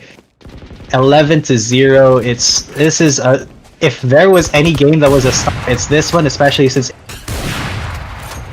in hook there. Squammy trying to spam through the smoke, maybe find a lucky shot with his op. He does see the Reyna and takes him instantly. Again, does grab the kill onto Savvy AK as well. So he's trying his best. He's got one. But the Sage is just using the cover. He does jump down and he grabs the kill with a shit. Revives Cypher as that is the end of the round. Full control of this. Yeah, full control of this match in particular. And it sets, again, the first game, the first map, very, very important in setting the morale for the next map. And again, it's a BO3 series, not a lot of leeway. Gotta make every round, gotta make every match or map count. And yeah, we'll have to see how this pistol round goes, but if ever Virtus Arcus picks it up, it's gonna be a very tiring bind map. They've got a huge mountain to climb if they can even get their hiking shoes off. Top and Virtus, they're barely at the foot of the mountain here. They're still 0 rounds in, and honestly, yeah, here we go. First kill for Ige. Savvy AK gets a headshot onto the brim. They maybe get something going here. Get something. Use this kill momentum against LG Valorant. It looks like LG Valorant is going to be retreating from the bathrooms. Going to switch over their sides. Squammy with his frenzy could be he's kind of guarding the back. Yeah, there's only one more person on CT or on the defender side for B site. So if ever LG Valorant wants to fully push, but never mind. Looks like Grosso decides to stick around and elbow. So it's going to be a 2-for-2 defense on the site versus 3. They gotta go if they're gonna rush. Yeah, and there is the Raze coming through. Does look like B goes. It's gonna be Squammy and the 30 Raze. seconds left. They do have it. It looks like the Raze does get one, maybe able to get another with the. Close. No more charges left. very close there. It's Squammy though in a 1v3 with his ghost. Going to see the head. Oh, will not get the kill on the Reyna. Yeah, it's going to be the first round for Virtus Argus finally on the board here. Finally on the board, and just as we mentioned, it's going to be a tough hill to climb for sure. Especially that Virtus Argus did get that pistol round. They'll have at least one round of leeway, unless LG decides to win an eco here. We'll have to see, because again, LG Valorant has a lot of time, and they're only like 1 point away in winning the match. Yeah, they have a lot of leeway. They have a lot of slack. They can afford to drop a couple rounds. They just need to win one more. Virtus, they have to win every single round in this half. Especially, yeah, Savvy AK. He's trying his best to make that happen as he gets 2 kills very easily there. Might get another one here. He does get 3rd kill onto the Brimstone. But that still leaves 2 members of LG Valorant. Will they be able to get at least 1 kill here? The Savvy AK pushes up. That's 1 kill, yeah. That's again with a friend. With the headshot Spectre, he does get Squammy as well. That's going to be Virtus Argus with their 2nd round. Yeah, nicely done for Virtus Argus, having to make those 2 rounds count for sure. I think now is going to be the scary challenge because, again, LG Valorant have real guns now, not just going to be have the primary weapons on board. So this is the mountain that we talked about that Virtus Argus has to climb. Because, again, LG already is just 1 point away from getting that 1-0 on towards this BO3 series. Dim beacon down. Yeah, honestly, LG they do have the guns now. It's an even playing field. Virtus Argus, they really have to step up their defense here. They cannot give LG Valorant an inch or else they will take the entire map here. It's going to be a very tense situation, especially since they're starting to push into the site. They have taken control of it already, but there it is, Virtus Argus with a kill. It again trades it out 1 for 1 though, and Squammy grabs a free. Plant will go down a 3v4 situation. So to pull off something amazing here if he wants to save the game for Virtus. It's going to be very tough though. There are 4 members of LG Valorant. 3 are on the side. 1's a hookah. Savvy AK. They know where he is. He's going to use the movement to his advantage. He does get the kill onto the Raze first. He checks the pre-fires, and they're starting to get it.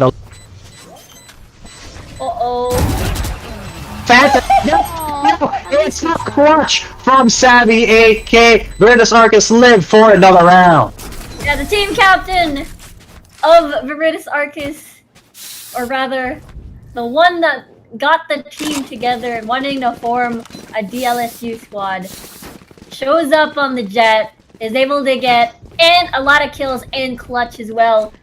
It's 12-3, and I mean, this could actually reach your mental. Having just 1 win away and having to eco again possibly after losing a lot of those guns, it can reach into, again, your mental strength and can be a little bit discouraging. We'll have to see if LG Valorant can end it on the next round, or maybe now.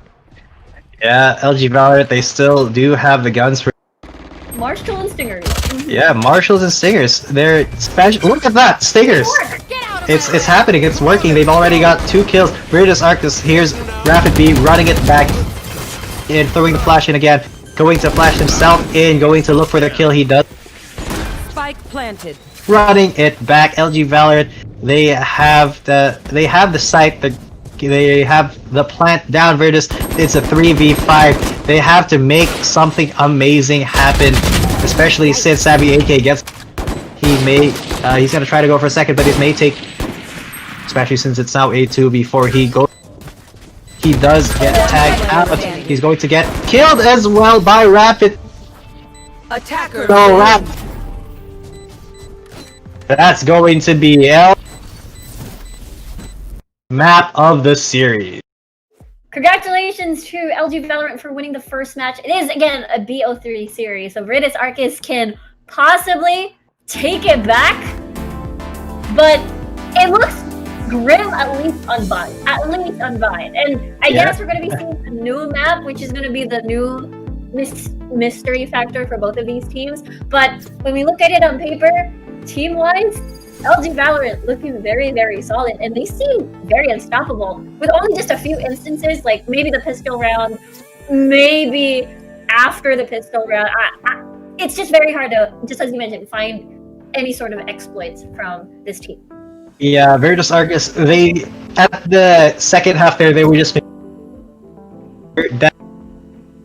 and they were doing everything to not give anything to LG Valorant, but at the end of the day, LG Valorant, they had so much more slack to work with. They just needed one round, and that's the only round that they needed. And honestly, Veritas, they did try to make things happen. They did go for the... LG Valorant had just such a huge, they had a huge lead. They had a lot of momentum going into the... DLS you could do there, other than wait for the inevitable. Yeah, it was more of like, okay, our mental has to reset, let's just move on to the next map. I think that's how it looked based on how strong LG Valorant is online, at least. I guess composition-wise, there are like a lot of very differences. We saw Savvy 8K stepped it up, but only during the latter stages of the map, and hopefully that momentum will carry through the next map, and we'll get to see more Jet highlights, since LG Valorant really, really loves their Raze and Phoenix, and as well their Double Sentinel, Cypher, and Sage. Yeah, and I do believe that first map was the LG Valorant pick, so it's going to be up to Veritas Arcus to pick the next map. I do want to know what they pick, and if they have any particular strats for that map that could maybe thwart LG Valorant a little bit, because right now LG Valorant is kind of steamrolling through the entire competition. They've been in upper bracket the entire tournament, and they've set down everybody in the low. And this revenge match for DLSU Veritas Arcus not looking good as of now. Yeah, it's looking pretty dire, but new map, at least new clean slate. I guess it's the biggest question is whether or not the mental fortitude has also been sort of swept clean, because it's been a very, very tough first map for Veritas Arcus. Yeah, they have to reset everything. They have to forget and they have to just keep going, and they have to play their hearts out, basically, and they still have to look for that chink in LG Valorant's armor, because if they're basically LG Valorant is going to steamroll all over them again. Yeah, it could be a possibility, but just as you mentioned, it is now the next map will be Veritas Arcus pick. So it could be maybe not the chink in the armor, but it could be their boost in their strength, going up against LG Valorant, and possibly the game number 3. Yeah, but that will be the end of the first map. It's LG Valorant 1-2. They are at match point right now. We will be back for the next map. Excited to see what it is. My name is Vegeta, and with me is... And we'll see you for the next map.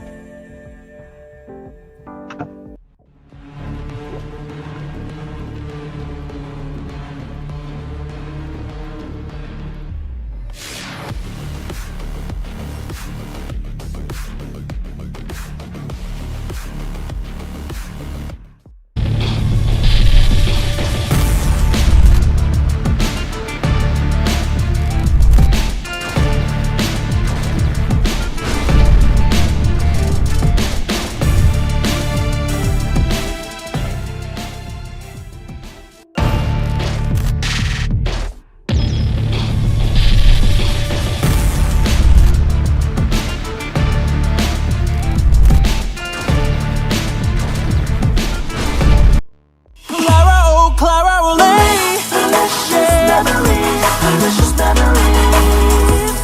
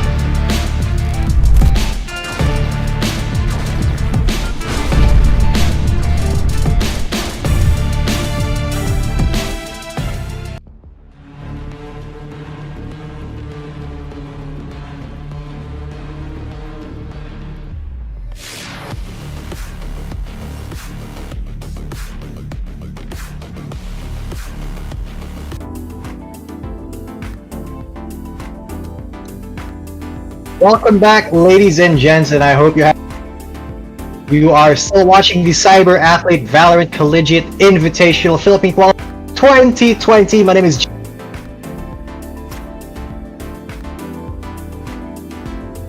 Riku! Yes, and we are in what is possibly the last map, the last game of this series of this tournament. It is going to be. This is still LG Valorant from Ateneo de Manila University, the DLSU Veritas Arcus. Yeah, very excited to see because again they had to Veritas Arcus had to go through a very grueling bind map where it was 12-0 from the first defense for LG Valorant, and LG Valorant was unfazed. They were not rattled at all, and I think that could be the potential challenge on how will Veritas Arcus adjust during like the mid game, during the mid map. So curious to see what will be the selection. Who will go defense first? Because again, since LG Valorant really loves their double sentinels, which is usually very hard to penetrate. Yes, most definitely. But before we get into all that, we are once again. They've been very generous. They provide, and you see on my table right here, I have salsa right here. Spicy, just the spicy Valorant games we've been. But my favorite is definitely Riku. Riku was the jalapeno cheese, just the right amount. Yeah, just the right amount of spice, just the right amount of cheesiness as well. And not only that, they've given gift baskets to each of our competitors, and they're working with NESFP for the Teachers Appreciation Program. Both Veritas Arcus and LG Valorant will be able to choose their favorite teacher or professor, and Clara will give them an even bigger from them.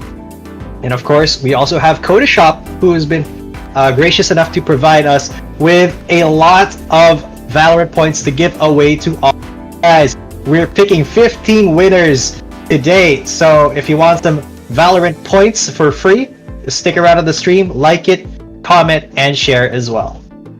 Yeah, the announcement of the winners of the 15 for today, because it was 10 yesterday, will be usually found at the end of the stream. So yeah, manage to watch your school, either DLSU or ADMU, win the championship. Actually, there's already something to celebrate because they're already in the regional tournament to represent the Philippines. So yeah, bragging rights, additional prize on the prize pool for the local qualifiers at least. And yeah, school pride is definitely on the line. School pride, yes. And if you guys are not familiar with the Philippine, collegiate sports scene, ADMU and DLSU rivals for decades. It's been blue versus green for the past, I don't know how many years. That's been the rivalry for basketball, football, volleyball, every single other sport, and right now it's made its way into Valorant, and I'm excited to see it play out. Riku, who do you think is going to walk away with it? Yeah, okay, because I'm totally gonna base this from the performances, and not gonna lie, that bind map by LG Valorant was very convincing. They didn't really seem like they were gonna be what do you call it? It doesn't seem like they're showing any sort of weaknesses just yet. So I'm hoping that maybe Veritas Arcus will expose something in the next map, so that they can capitalize on that. And again, it is gonna be their map. Yeah, and I do believe that they Veritas Arcus picked Split for us to go on, and it is going to be Split, a very interesting choice of map. Of course, a little bit of a mid-control heavy map, but of course it is very, very possible for them to eschew mid-control in favor of just straight up B or A takes. But it will be Veritas Arcus on the defending side first, while LG Valorant will be on the attackers. Wow, that's interesting. They actually have a Viper on Kwame. Yeah, they swapped instead of a Cypher. They've decided to play a Viper instead, and I believe definitely this is one of Viper's best maps, so no questions there as to why they want to use it. But for Virtus Arcus, sticking to their guns, I don't think they've ever changed their composition from bind towards split, so it is going to be their standard comp for this map. Yeah, that Viper is something to watch out for because Viper was buffed this patch. Some pretty significant buffs as well. I'm not sure if it's relevant to make her a staple in pro play, but definitely in maps like Split, where she is incredibly useful. And if LG Valorant has some, Viper specific strats, I've seen those work out kind of well. It's just going to be. We'll have to wait and see how they actually utilize her and respond to it.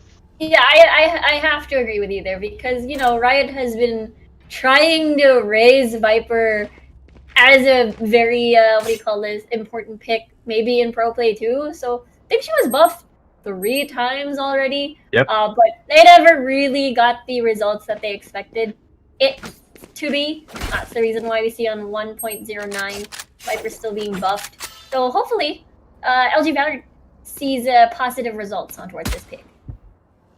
Yeah, although I do hope that Virtus Arcus, they kind of pulled the curtain back on LG Valorant and kind of exposed their weaknesses because, every team has weaknesses. Just LG Valorant has been playing together so long.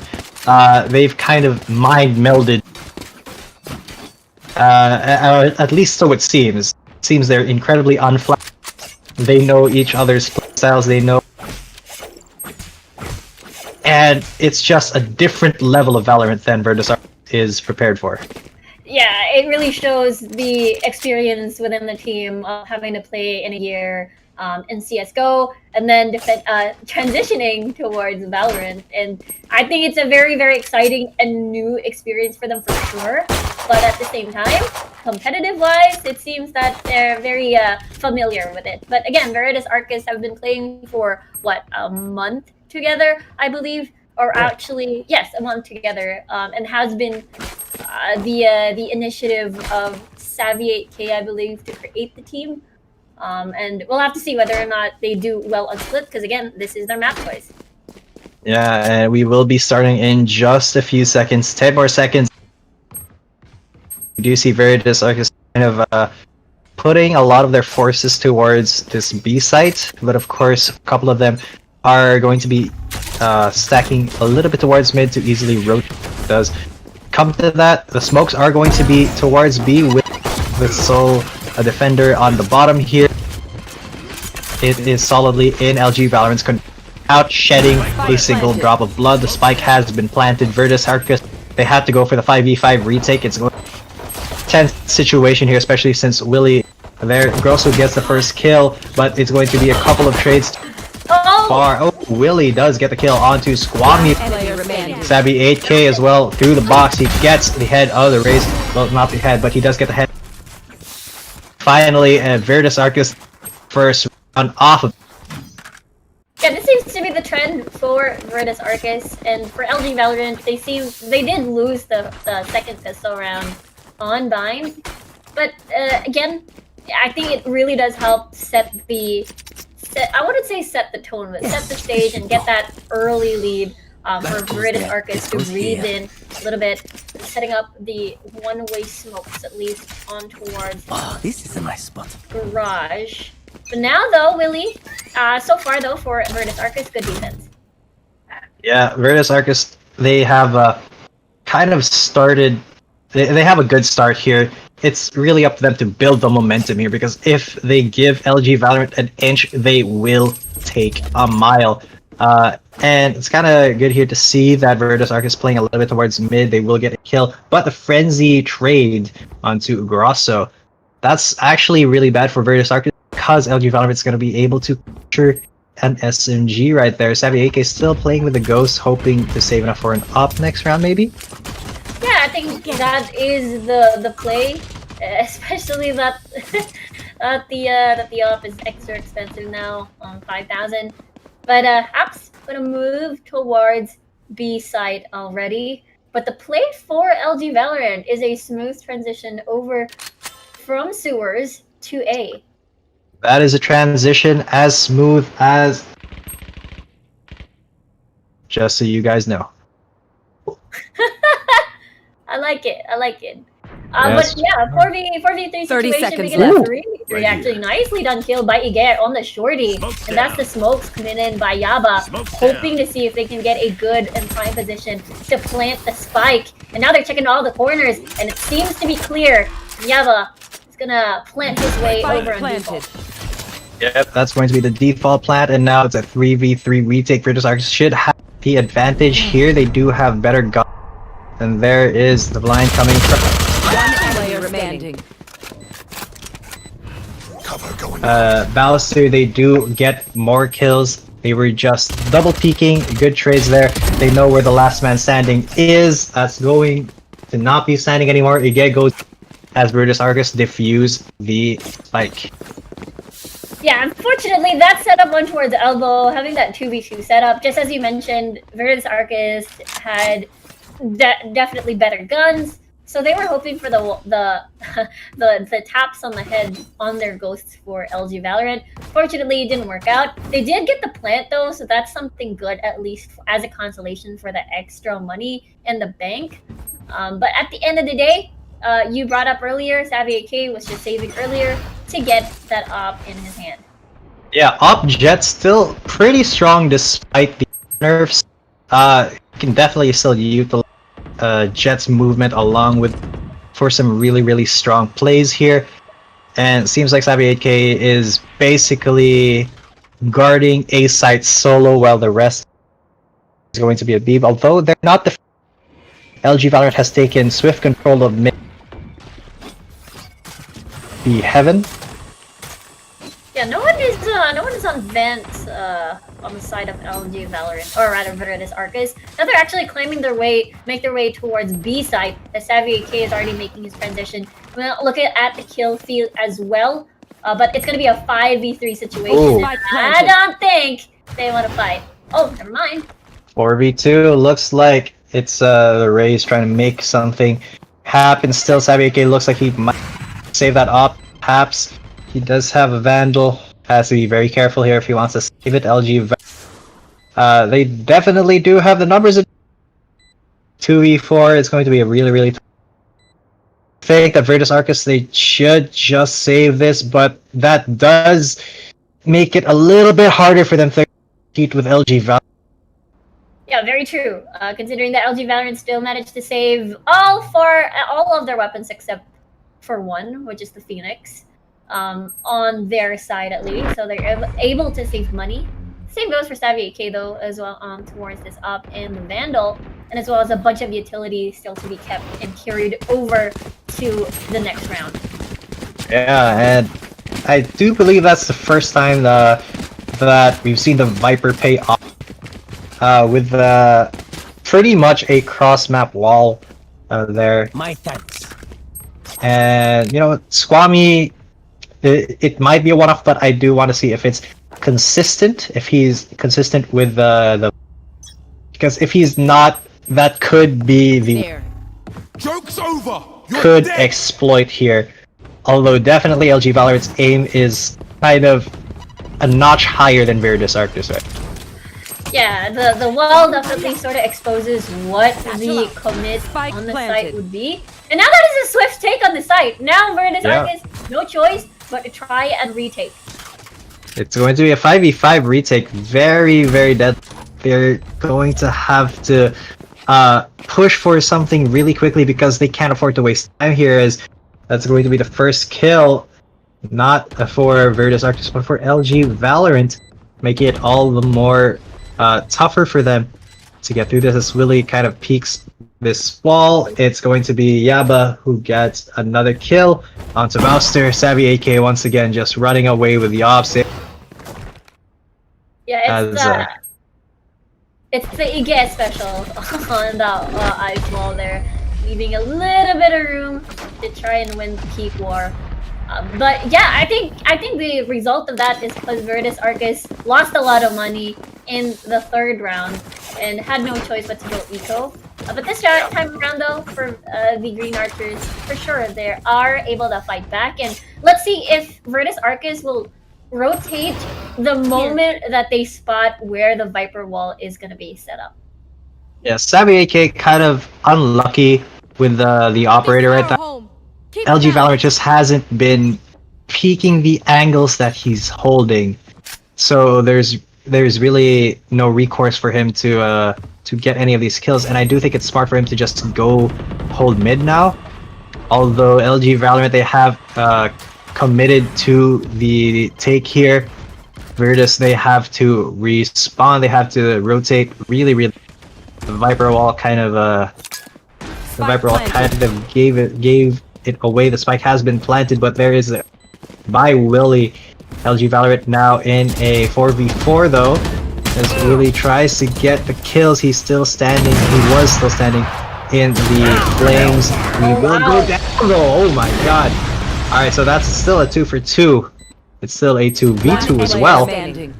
It's going to be Yaba defending the spike, while Grosso kind of goes for the flank here. He does see and find the kill there, but it's a trade. It's actually Virtus Arc. Didn't see that last, the second to the last kill, but it's Grosso who gets clutch out. Virtus Arcus with their third round, and he is also able to grab the op. Very well played by Virtus Arcus there. They, again, try to set up the aggressive push, as it was just only one member that was just sort of sticking around the site, and they peaked at the same time, able to get the trade. Grosso survives, and gonna be an easy defuse, and it paid off too. Even though, you know, you just mentioned earlier about how it's such an unfortunate event whenever a Savvy 8K holds an angle, but no one from LG Valorant is there to push, but they still have made it work. Yeah, except for the fact that Savvy 8K still hasn't really found a good kill with that op.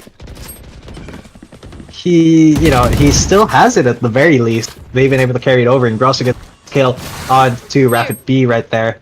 So at least Virtus Arcus, they are going into this round with a one-man lead. Although it could change very swiftly, as LG Valorant, they are going to execute towards B site. Viper Wall should be coming up at the moment. Cute. But for now, they're kind of just being a little bit patient. They do have control, and oh, Willie, so sneaky with that cat. Get the information on Baxter with the headshot onto that raise. Now it's Virtus Arcus in the lead definitively.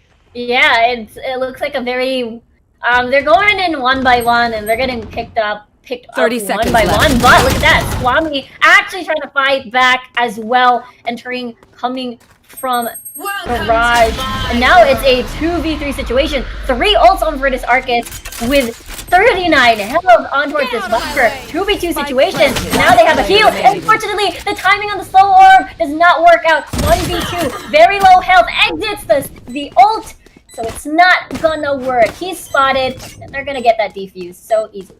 Shooting kunais at the face, as is a special objective. Doesn't matter, Savvy AK still unlucky with that op, but at the very least, Virtus Arcus 4-2, they have. And LG Valorant, I'm not saying they're doing bad, because they're really not, but you know, they kind of just got outplayed there. But Yep, they definitely did, even though they had the numbers advantage. And the fact that Squammy, even though he got 2 kills and cleaned the site, he was not in a healthy position, and unfortunately couldn't. Maybe it was a little bit impatient, I suppose, having to play around the smoke, exited the smoke, took a peek at heaven, but 2 members were there. Now we're talking about. I thought Savvy AK actually switched to a Phantom. I guess it's fake news. It's not. It is still the op for this jet. We'll have to see if it's gonna work this time around. Doesn't matter though so much, because Virtus Arcus is in the lead 4-2. yeah, most definitely. They at least they have a good tooling. Although with LG Valorant style of play, that can change very. Split is, it's one of those maps where it's not either defender or attacker sided. It's whoever gets control of mid. Neither team has really been control as much as we've seen, and the. I wonder if that's just an evolution of the meta, or just these teams don't value it as much. Keep up. Just staying in the site and having a very heavy defense there. Yeah, we only saw this one person guarding it, and looks like the shot will not connect. Only got chipped away a couple of damage, couple of 80% savage A, but that is the commit on towards A. Yeah, a very, very quick take here for A, and Raiders Arcus, they have to take one down as well. Grosso, though, Spike planted. perhaps in a very sneaky position, does kill as well. Squammy the last standing inside. But he doesn't have... he does get another kill, and the spike has been deep. Still gets the last kill onto Squammy. I still want to note, Savvy AK still hasn't got a kill with... That was a kill with his pistol. I mean, okay, haven't given up the op yet means you can save more money for your teammates. Still keeping that op, making sure to hold those angles. Alright, I have a theory, okay? I have a theory. What is the theory? The op is just a good luck charm. He doesn't actually... So whenever he has the op, they win the round. It doesn't matter if he gets a kill with it or not. Because he's about to get one right now. He's about to get one right now! Finally! Finally! I think we cursed the luck. We were talking about how it's not there to kill, but it's only there for luck. Yeah, now it's there to kill. Air quote, we kind of cursed it. Alright, let's hope it doesn't bite Virtus. But it shouldn't, because they are a man up right now, Savvy AK. It took him 4 or 5 rounds to get with that operator finally. I hope he gets a train rolling now. But yeah, the fight for mid has begun, I think. Yeah, they're all actually scrambling around mid, and no one in vents, no one in heaven, except for around CT, around elbow. And there's the flash in, but the smoke coming from the Viper will stop the Reyna in her tracks. Ooh. Quick take on to B. Brimstone will use his smoke, will plant the spike. It's a 4v5 retake. Oh, actually the stage kind of big there with the revive. Ooh, through the smoke. Oh no, that wasn't actually a get, but he did get a kill. And Squammy grabs another. It's going to be a 2v4. I think it on perhaps with the Vandal, as well as still on Savvy AK. It's they're just going to give this round LG Vandal. They play that really well. Although I have a sneaking suspicion that's another case of a curse. The blessing, the slash good luck, and the slash curse. And at least, LG Valorant is making this attack side count because of how difficult it is. Especially that even though Virtus Arcus sometimes lowers their guard when on their mid control, no one in vents, no one in around heaven, having to fall back to make sure that they're all complete for that retake. But as long as LG Valorant finds that sort of opening, I think they can still make it. It's okay, you can pick it up again. Let's try again. Try again, Willie. Oh, never mind. he's fine. He's okay. Double cyber cage, one way and one for good measure on the ground. But yeah, good score still from Virtus Arcus 5-3. Actually, good score from LG Valorant still, getting 3 rounds on their attacking side at least. Definitely a much closer game than the last one. I still kind of haven't mentally recovered from. Speaking of recovering, it's Rapid B going to take one down, but he gets traded away as well. And in a 1-for-1, I do think that it's LG Val. Storm a site with 4 when there are only probably 2, maybe even 1. especially if they're going to go towards A here. The angle being held by Savvy AK might be a really good one here. He might be able to get a kill with his op again this time. Yeah, especially I think the wall from Squammy was set up in a different part of the map. Savvy AK with a very aggressive angle, actually. But the smoke? I wonder where that's gonna be. Heaven? Oh no! Forget it! He missed the shot! Actually, I seconds thought left. that crosshair was right on him as well. Missed the shot, Good. gets the Oh, second. He does pay for it with his life though, but actually, Iget kind of carrying LG Valorant here. The 2v2 situation. One player remaining. Stay a 2v2. Now a 1v. Wow, now a 1v.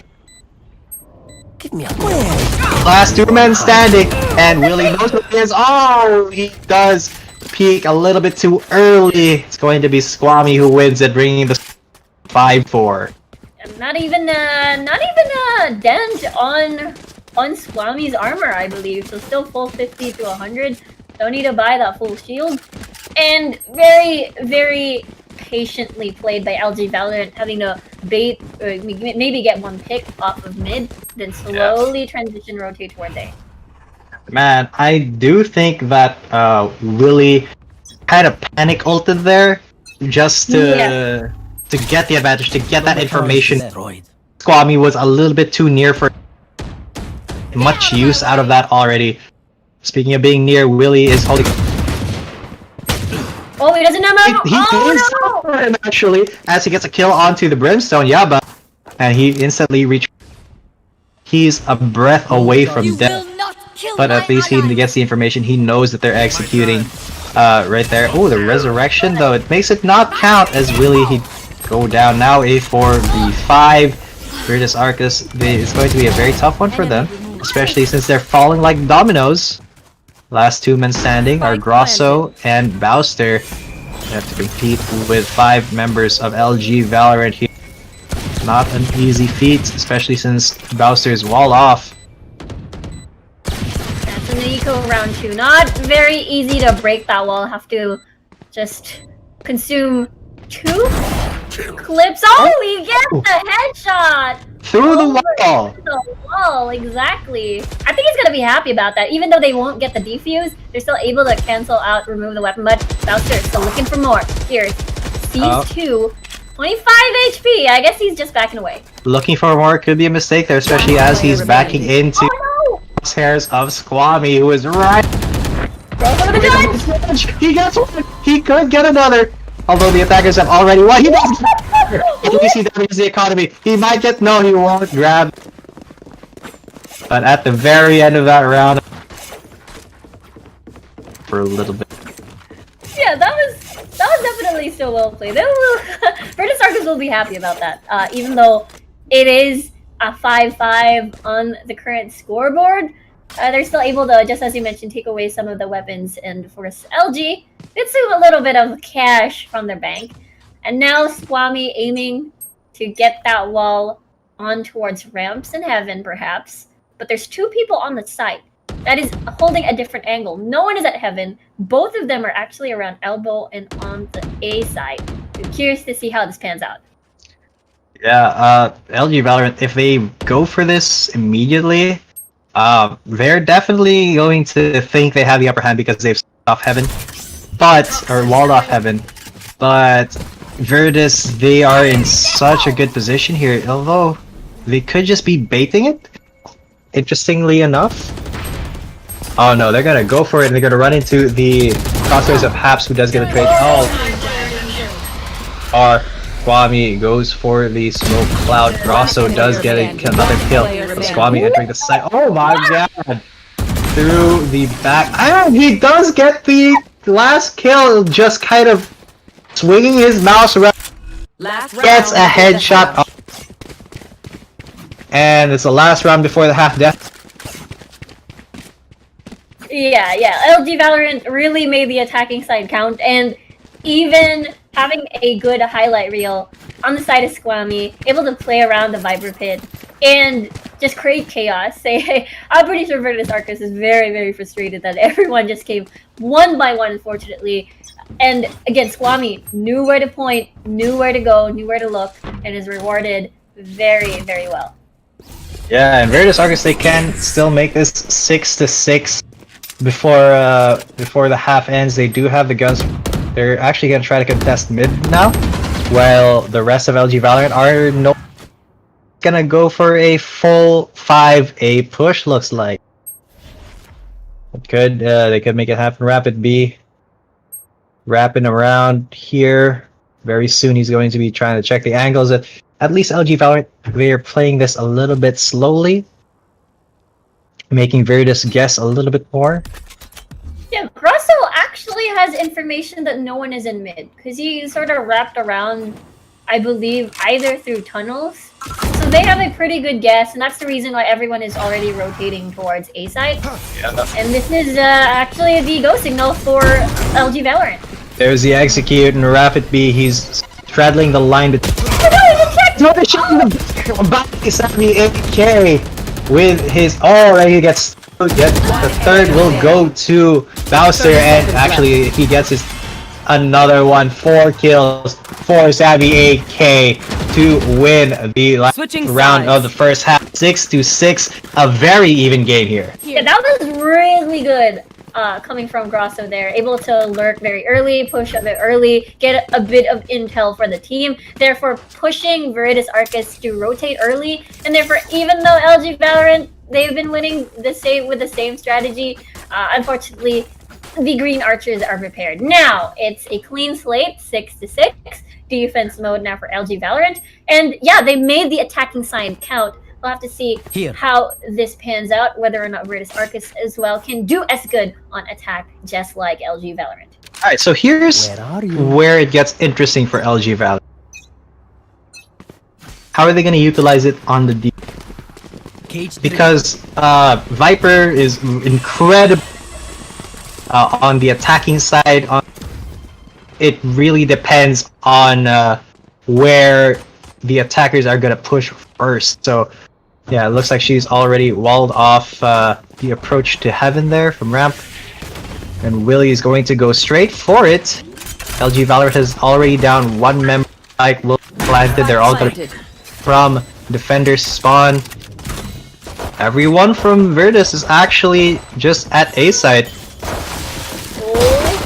Oh, yeah, they're slowly funneling in. 2 headshots for Savvy 8K for his third kill as well. There's one last headshot that he has to go. It was Will 5K there, but Virtus Arcus once again pulling into the lead 1 round. Savvy AK is playing out of his mind. I mean, Squammy had a very good, spicy, I don't know, 3K, 4K around playing around the Viper pit, but now you see with the Ghost having to dash in, dash out, get the headshots, get the taps. So very well played. Savvy AK is on a roll, and we were questioning whether or not this heat from Savvy AK can carry over at the latter stages from bind to split, and I think we got the answer. It did. Yeah, and that was an even spicier play, even spicier than the jalapeno. Yes, I will keep going for it because that is my favorite dip. Honestly, not even just from Clara Ole, just like in a while. Not even saying that. I'm not even paid to say that. This is my first time going for the jalapeno, actually, and it's great. Anyway, though. But what I am being paid to say is that Willie is going to. Planted. And that's LG Valorant. They are 1 member behind Savvy AK with a really good spot here to see heaven from. And he's going to use it to miss all his shots and dash out. It's going to be 4K for Grunt. He might actually get the answer. Classic. You have to see it, but you love to see it for Virtus Arcus. So, ooh. That's insane. Yeah, I mean, we were talking about Savvy 8K going on the roll, and now we see Grosso getting another highlight reel for the team with the ace, with, again, the right clicks on towards the pistol, the classic rather. And it's still pretty close, 8-6, but defense, at least for LG Valorant, now they have guns. Yeah, okay, so Savvy AK jalapeno cheese spicy, right? Grosso, salsa spicy. Also spicy. That was as spicy as the Clara salsa. Mm. Now I know what dip to Go for next, yes. Yeah, go for next salsa. But yeah, I think it is the focus on towards mid control for the side of Veritas Arcus. To attack, to pursue. Ice Wall, though, not the usual place because, again, with the Ice Wall nerfs, Ice Wall is much You actually easier. can't see it. Uh-huh. And he does get blinded there. He's gonna get attacked and taken out by Haps. That's going to be an good opening kill. Sabi Gun follows it up with a kill onto the Brimstone Yaba. And suddenly LG Valorant, they are in hand very easily. And it looks like Virtus, they do know where LG Valorant is going to be from at Haps. Oh, let's see. Yep, that's going to be Grosso getting the last kill onto Rafit B. What is the momentum from Virtus Arcus is just steamrolling here, and they're carrying over what they did over a defense, over towards the attack. And LG Valorant, unfortunately, still unable to find their groove. I mean, they did so incredibly well, very dominating, making a statement back in bind, and they cannot replicate that because, again, it has something to do with Veritas Arcus. This is the map that they have chosen, and they're having a difficult time. And maybe I want to say it's not their, it's the... Maybe not their best map. Double Sentinel. Yeah, it's not their best map. Yeah. We don't really see the double Sentinel that they always do. Although Rapid B, he does get the opening kill onto Raze. That's 2 kills traded off though. So that's a 2 for 2, making 3 versus 3. And the Viper Wall has walled off mid.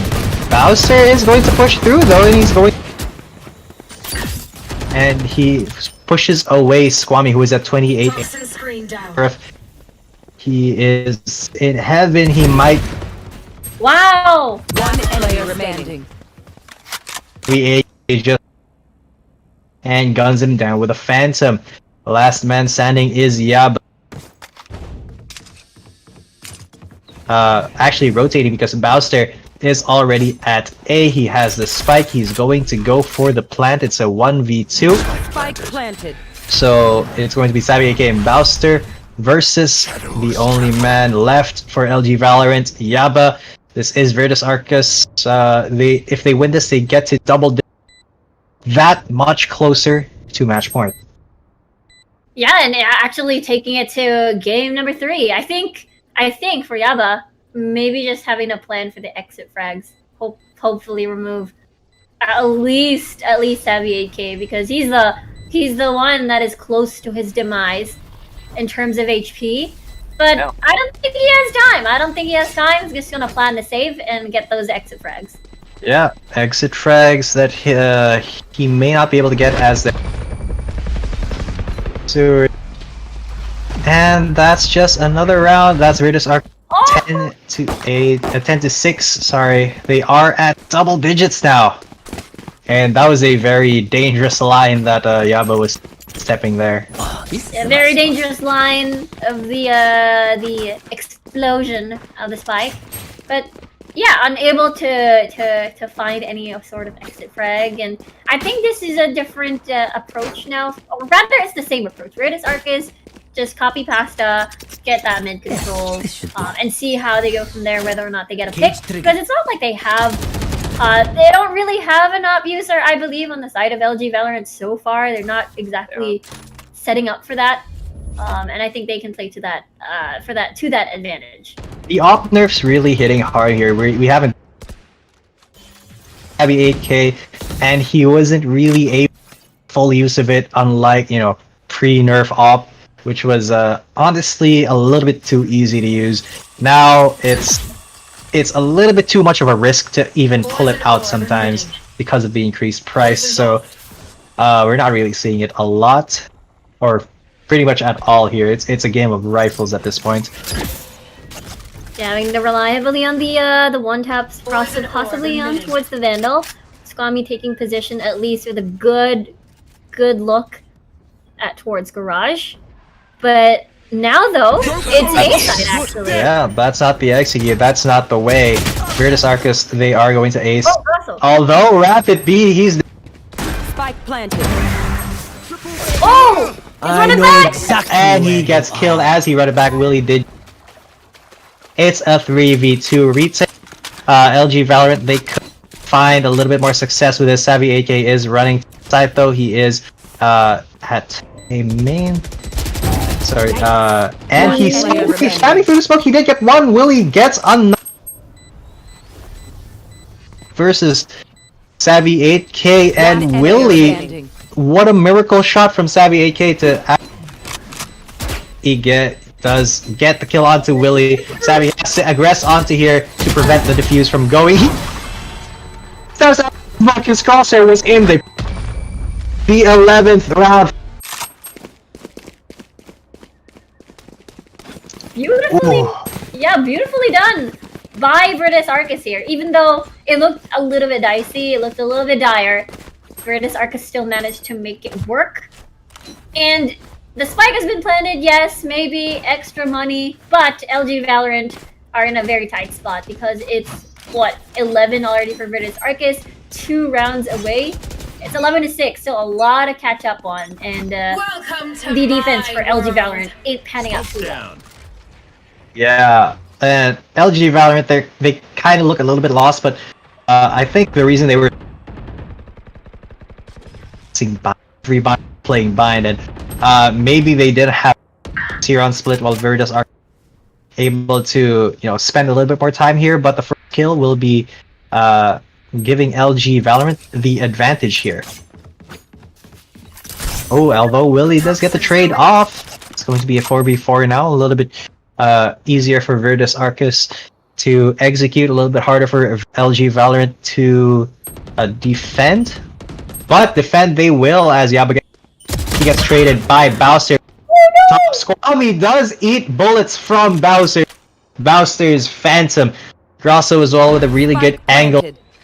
Spike has been planted. It's going to be a really tough. Even gonna attempt it as the Raze looks for one. He does see the Cypher, misses his goes for the pack, does get it. He actually just boosts the Cypher out of danger, helping the other team. But he is going to aggress onto the site. He's trying to go for the angles. It's going to be again. Raze gets one as well. Do they have time?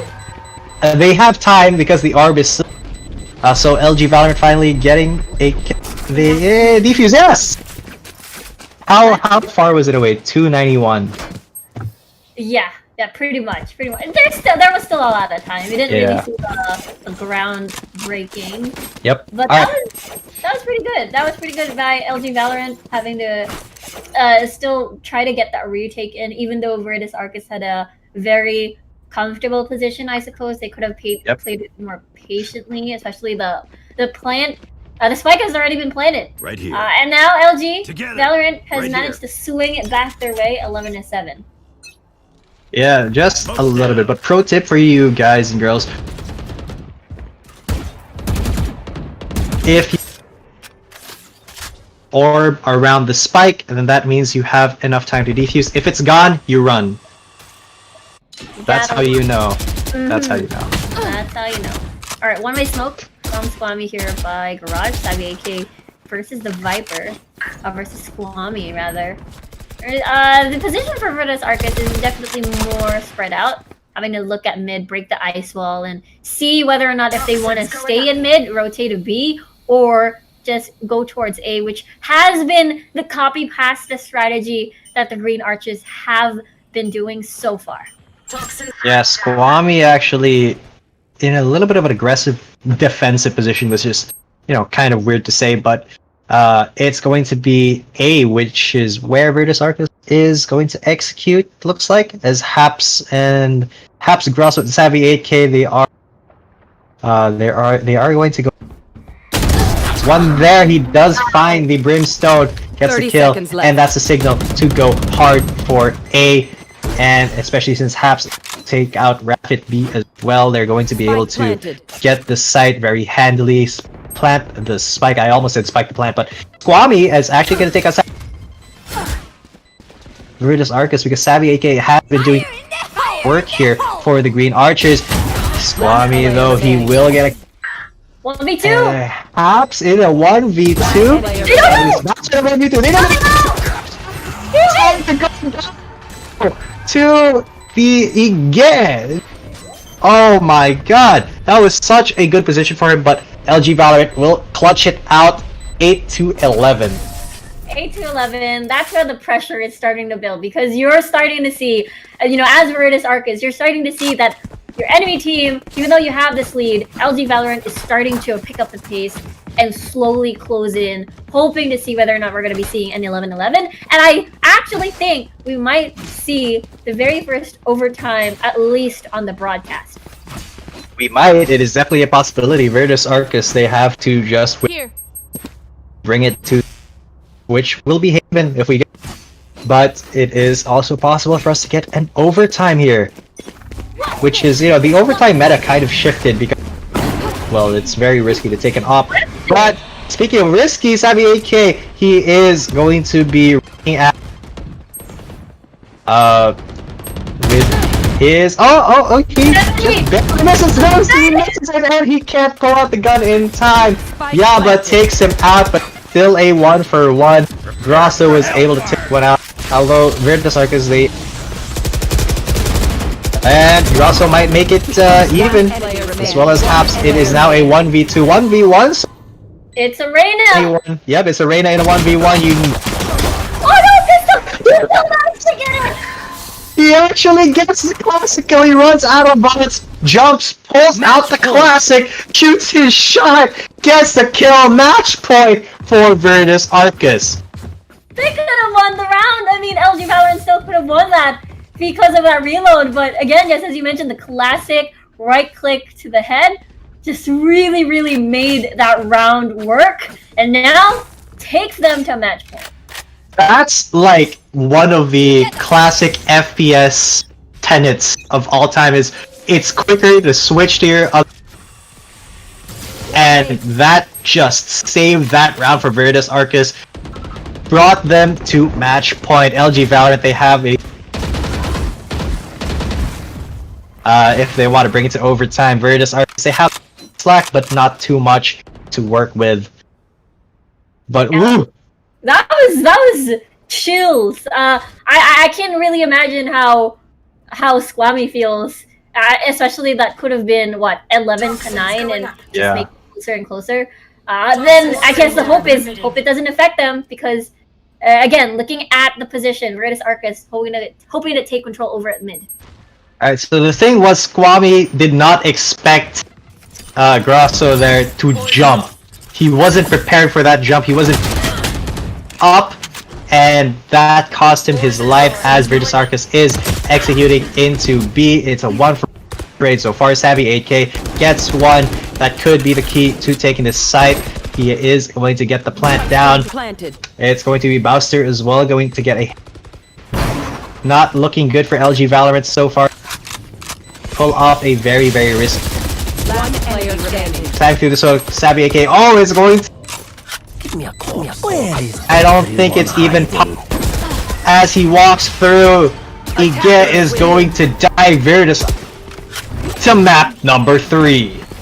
That was intense. It was what? LG Valorant, King of Bind, now Virtus Arcus making a statement, being the kings of split. And now it makes me curious. Rather, it was just very unfortunate because I think the plan for LG Valorant is to win that round where Grosso managed to clutch, because their eco was in shambles. You saw that their weapons in the last round were match point, wearing stingers. It was just very, very unfortunate, and it was just a very much easier to attain win for Virtus Arcus. Most definitely, and now we are going to game number 3, ladies and gents. This is the 10 finals that we've always dreamed of, especially Admu versus DLSU. Who do you think's gonna win? Tell us down in the comments below. You might even win yourself some Valorant points as well. But my god, Haven is going to be our next map, and it is one of the toughest maps in the entire game. Yeah, absolutely. Just as you mentioned, having the guard defend 3 sides, and there's a lot of corners to work with, and I can get overwhelming. But I guess it depends on what they will decide to pursue. Because so far, Virtus Arc is very comfortable with their usual setup of having what 2 duelists, or 3 duelists, Reina in as well as the Jet and the Rain, and just whatever Cypher as well coming in. So makes me wonder what type of adjustments will LG Valorant stick to their guns with the usual double sentinel composition. Will we see the Killjoy? I don't think the Killjoy. The only Killjoy player that we saw on broadcast was JNB, anyways. Yeah. Yeah. Well, I do think that 1-1 going into Haven, LG Valorant. I am curious whether they're going to stick with that Viper or if it's a split only strat, because it didn't really work out for them as well as if maybe they had Cypher instead. Those cages can be very key to defend, especially if you're going for a double sentinel comp, which I think is going to be extremely key in Haven, because you need that extra layer of defense. You need that extra time for the rest of your team to rotate, and sentinels can really buy you that time. They do that, and maybe we might even see a triple.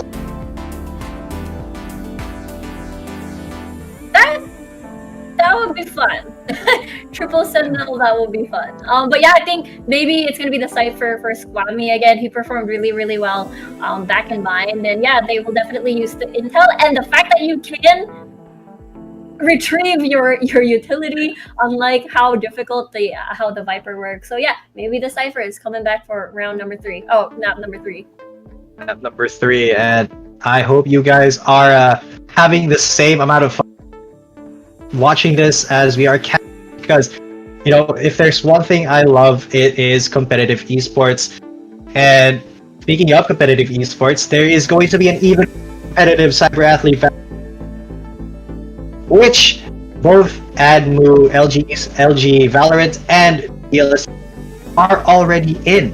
They're going to be going to the regionals, where they will be fighting against other Asian countries for a prize pool of over $25,000 US. Yeah, that's huge. That is an amount that is no joke. Roughly 1.2 million pesos. And yeah, they have to go up against the likes of like Hong Kong, Taiwan, Singapore, Malaysia, and Indonesia as well. So yeah, very excited for these 2 teams to represent our country for sure. Most definitely. And this is a huge thing, not just for the collegiate. If I'm not mistaken, this is one of the very, very few opportunities for Valorant teams to actually represent the Philippines outside of the country in international tournaments. And for it to be collegiate teams, it's going to be pretty huge. Not just in my opinion, but in reality, it's going to be huge for the collegiate scene, as well as the esports scene in general. Yeah, I have to agree with you there. It's one of those things where they get to get a taste of what it's like for having to compete against other countries as well. So I'm excited to see how they perform, but they have a trial to get through first, which is map number 3 in Haven. Just Haven. Very, very difficult map to defend in particular, because again, in general, just 3 sides can get overwhelming. And I guess the biggest question is which player is going to shine in the next round, because Squammy, even though he had a bunch of highlight moments, there were some unfortunate moments with, again, having to win. I think that was really, really crucial, because again, their eco was already in shambles and they could not afford losing that round. And Savvy AK really, really shined as a huge talent for Virtus Arc, and so excited to see how he performs in Haven, if he picks up the Jet once again. Most definitely, Savvy AK. He has definitely been the standout player. DLSU Virtus Arcus.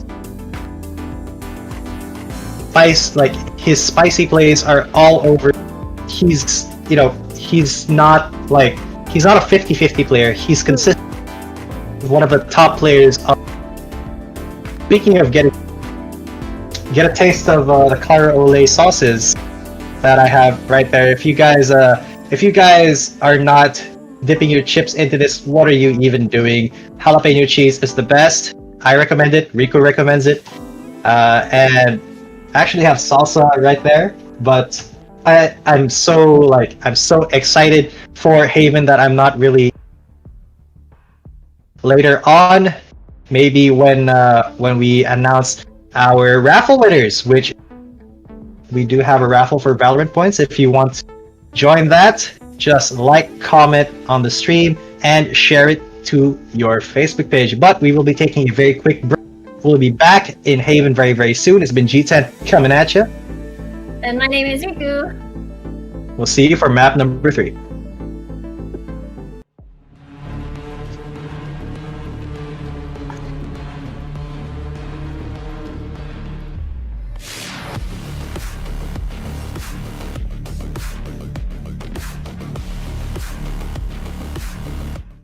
Clara, oh Clara, Olay. Delicious memories, delicious memories. Clara, Olay. Delicious memories, delicious memories.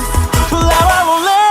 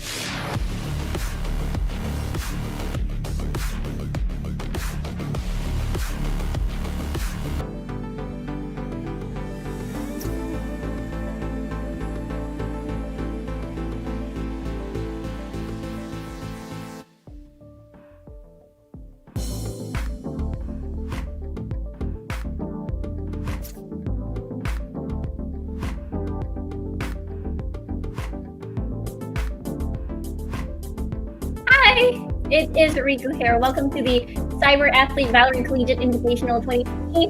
Yes, again, my name is Riku. Together with me is K10, and we are here in the final map. If you just arrived in towards this game, it is between Veritas Arcus and as well as LG Valorant representing at Blue.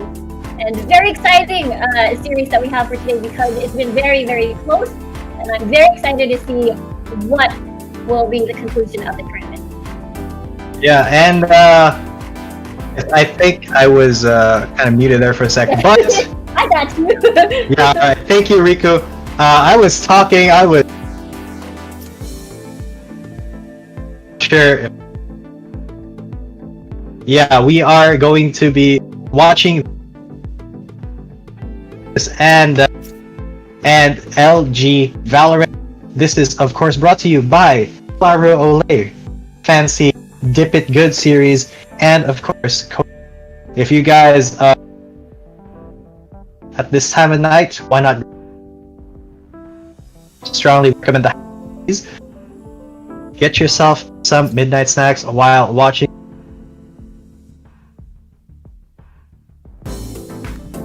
And who is, well, they're both going to be representing the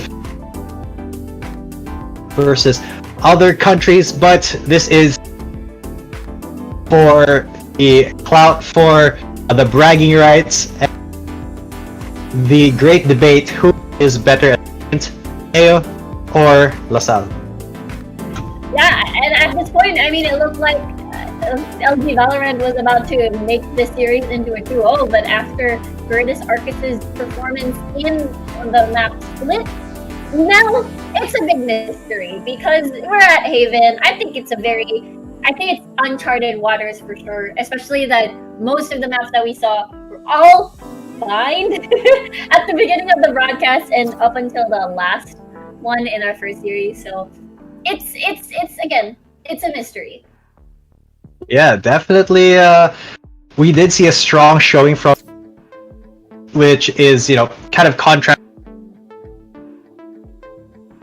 It was a stomp in favor of LG, but Veritas Arcus was able to bring out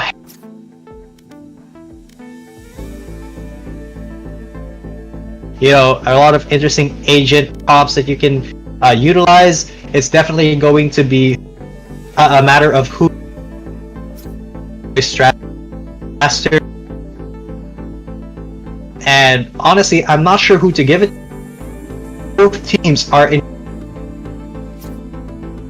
Yeah, understandable because again, just as we mentioned, dominating from the first map, not even dominating. Well, the fact that it wasn't really dominating for the map for the split. It's just that it was even at the first. Like when LG was on attack, but LG's defense on split just collapsed. And unfortunately, I think that's what basically cost them the game because they were able to take it to 6-6 at least before transitioning into defense. And yeah, it really matters. Even though the momentum was there, even though the attacking side still managed to make it even against defense, it still didn't pan out. So props to Veritas Arcus for not, backing down or having their defenses crumbled. Again, it is their map after all. Yeah, it was their map pick, but now this is the random. I still expect them to have some sort of strategy. LG Valorant tried to in split, didn't quite work out for them. Maybe a couple, both of them run double sentinel, having Veritas Arcus forcing the duelist comp. But we will have to wait and see. It's definitely going to be a very tense. It's all on the line here. The championship, 300 for the grand winner and $200 for the runner-up. It's going to be a very tense match. It's going to be all about the mental attitude, who can bounce back from it faster than the. Yeah, I agree. It's all about having to adjust during the game, mid-map, and see. It's because, yeah, they are, of course, battling for the prize. They're already in the regional tournament for those 2 slots. But school pride is on the line. And the fact that LG Valorant, again, as a team, they've been playing already for a year in CSGO. So they just transitioned to Valorant. And the only new member is Yaba. So, you know, synergy is there. That is on the table. For Veritas Arcus, elo-wise, like general elo-wise, they are definitely much higher, but they've only been playing together for a month. So I think that is that is definitely what LG can sort of try to break through and take advantage of if they can. Because Split, they look really solid. Yeah, Split was definitely a really app for LG. This could be, you know,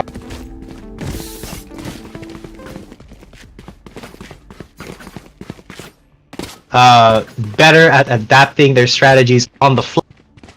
Which team is more experienced in, you know, not tilting in keeping a level, especially when things aren't. But we will wait and see. Yeah, I am guessing if I'm guessing this correctly, I think LG Valorant is on the opposite side. I think LG Valorant is actually on defense. This is their composition, unless they actually swapped compositions. But yeah, it says Squammy on the Cypher, so they're on defense. So it's a little bit of slopperoo. And yeah, I like this actually from from LG Valorant having to just play to their strengths on that double sentinel, get that Sage going, get Squammy on a more reliable utility, I suppose, versus the Viper. I know a lot of the players like Viper, but at the end of the day, it's all about having to move your utility somewhere else and make it count to either retake the site. Yeah, Virtus Arcus definitely have a more aggressive team composition. They have very defense comp, while the Omen and the anchors for them, and it's no surprise that since they are on the attack, that they're looking to build an early.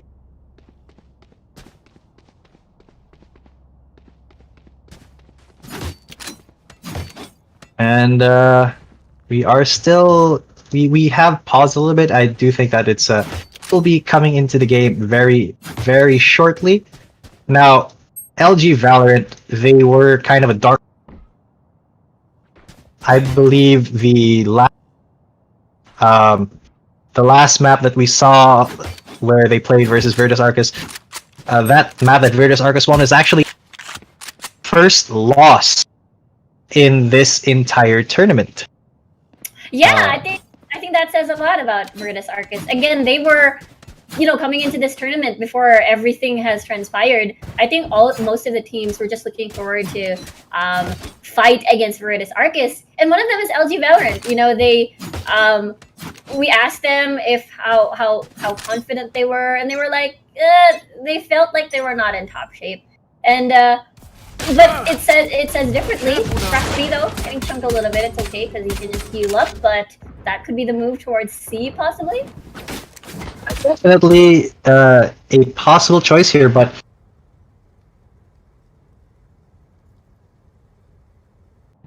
trap towards A. It's they are going to go for. Yeah, it's going to be definitely. Which is, it's not going to be easy. Particularly. Oh wow. Yeah, and actually, the kills are going to be coming through. It's going. Spike planted. It's going to first be the. Hold up. Oh no! Everything fails for me. One So. Ige, unfortunately, has fallen, and Ige will get eliminated on top of the box. And it's now a 1v1 situation, swapping in towards the Ghost, 51 HP, while we see the Omen still pretty healthy. He sees him, gets the headshot, and with that, that is going to be the defuse for Flacco on towards LG Valorant. Solid play there from LG Valorant. All info. Charges. Execute Valorant just a little bit better on their toes, or a little bit better.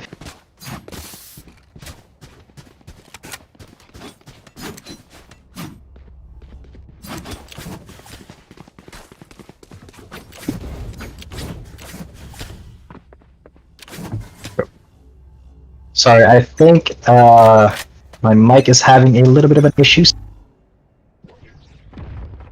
I got you, fam. So far, though, it's going to be an aggressive push over at short for Yaba here. Going to be circling around. Unfortunately, I think that Savvy 8K is going to get sandwiched a little bit. But that's going to be more kills for LG Valorant. What an aggressive push, not even allowing Veritas Arcus to breathe. And that's just 2 members down. And I mean, even if it's eco, it's totally a massacre, since they know that they are confident to just push through with it. So it's really just they really did any guns there. How they're just going to hunt down. That's going to be hit.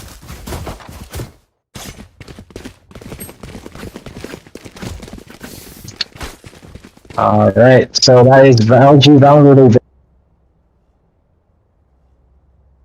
Yeah, getting a good head start on the pistol round at least. And again, they're in their element. It's the double sentinel composition that they really love, versus again for Veritas Arcus that they really want to highlight the Jet on their side, and as well as the Reyna to make it work. And we'll have to see what the strategy is going to be, because they're a little bit spread out looking at the position for the Green Archers. And looks like the ice wall will be at double doors. That will be immediately removed. Rabbit B changed his positioning though, along with Squammy here on the platform. So they are bracing themselves a little bit more, and I think they're a little bit spread out at least to defend and get more information. Yeah, they're definitely better spread out here. Veritas Arcus taking it a little bit slower than they were on the previous rounds. Getting some information first before committing to an execute, because even when you execute on a site, it's very easy to overcommit. But that does look like that's a signal, as they were able to take down Ige. And Veritas Arcus, they do have the numbers advantage, though they will be going. They will be actually retreating. Not gonna go. Well, they might go for this B take through the middle, as from Bowster. That will be the B take. Now B is a little bit hard to defend here, as there's so many entries. 30 seconds left. But it doesn't matter if Haps just takes the head off of Yaba. Squammy, he can still find some. But Grosso is in such a good position. Oh wow, Savvy AK is actually one on the Phoenix. I was just calling but Grosso that I was referring to when I said Savvy AK, and he's going to get the kill onto the last man of LG Valorant. Veritas Arcus. I like the swap. I like the swap of Rooney. It was usually Savvy AK already on a roll, basically. Yeah. On the Jet. Now it's his time to shine on the Jet here. I guess they swapped on the main duelist role, I suppose, in terms of agents. And so far, though, LG Valorant unfortunately unable to secure their lead, and usually Veritas Arcus, after getting that them real guns, their primary weapons rather, they're able to take it back and make it 2-1. Yep, Veritas Arcus, they're definitely on the drivers. This goes here. LG Valorant, even though they do have the guns, but you know the momentum is starting to shift towards if they're able to kind of sense out the Valorant defends these sites. I do believe this is a tactical pause right now.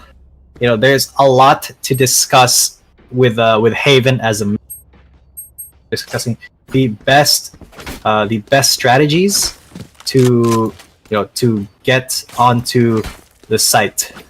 Yeah, I mean, you mentioned earlier 3 sides ain't a walk in the park for sure. Even though you've got 2 sentinels to try to slow them down, that's still what 1 person per entry point, 1 garage, basically, and the rest of the openings of each site. So you're pretty much very spread out. And if Veritas Arcus just decides to sort of pursue 1 map aggressively, then they can easily just overrun them in terms of numbers. But just as you mentioned earlier, Veritas Arcus very patient with their play. They like to play it a little bit more slow, try to get more intel, maybe get a pick first. But the strategy seems like they always want to bait out around mid doors and then run through the opposite part of the map. So far, that has been working for Veritas Arcus. Yeah, and Veritas Arcus, I do believe that their strategy is kind of predicated on getting a pick. And if LG Valorant's the one to actually get that first blood, it's going to be a little bit tougher to kind of execute their strategy, because on Haven, it's kind of difficult to execute onto a site, especially if you don't know how many people are waiting for you there. And if you're able to take one out, then it just makes you a little bit more sure about your executes. Yeah, that is definitely the plan. Ooh, So far, though, speaking of the plan, they're split out a little bit. Spike is moving towards A, but there's 2 people guarding the site. And I think LG Valorant still has no info, but yeah, it's a 4v5 situation. Yeah, Savvy 8K on the Phoenix, going to throw a molly up towards, I believe that's Ige on that position. Yeah, Going that's for the definitely flash. Yeah, Yeah. for the flash going in. Oh, he goes. Unfortunately. The timing indeed. Ige was just so patient there. He waited until the last second where Savvy out to get the kill. Now Veritas Arcus, they're taking it a bit slower. They're going to go for the execute onto once again. The rotate has been called here.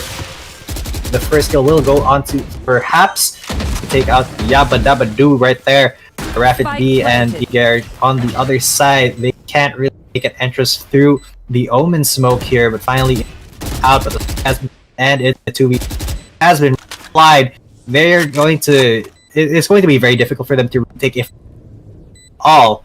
I think they're just going to save their guns here. Yeah, I think that's a pretty good call. All corners checked, even though there's like 3 entrances for the side of B. And it can get pretty awkward. At least they got 1 exit frag, or maybe even going for more as the timer ticks for the spike. Even having another member from Veritas Arcus circle around, but he meets his demise still in the hands of Haps. Haps knows what's happening. And bringing the score to 2-2. Once again, an even game at least in this. And you know, this could be a very, very LG Valorant and Veritas Arcus definitely looking like they're evenly matched.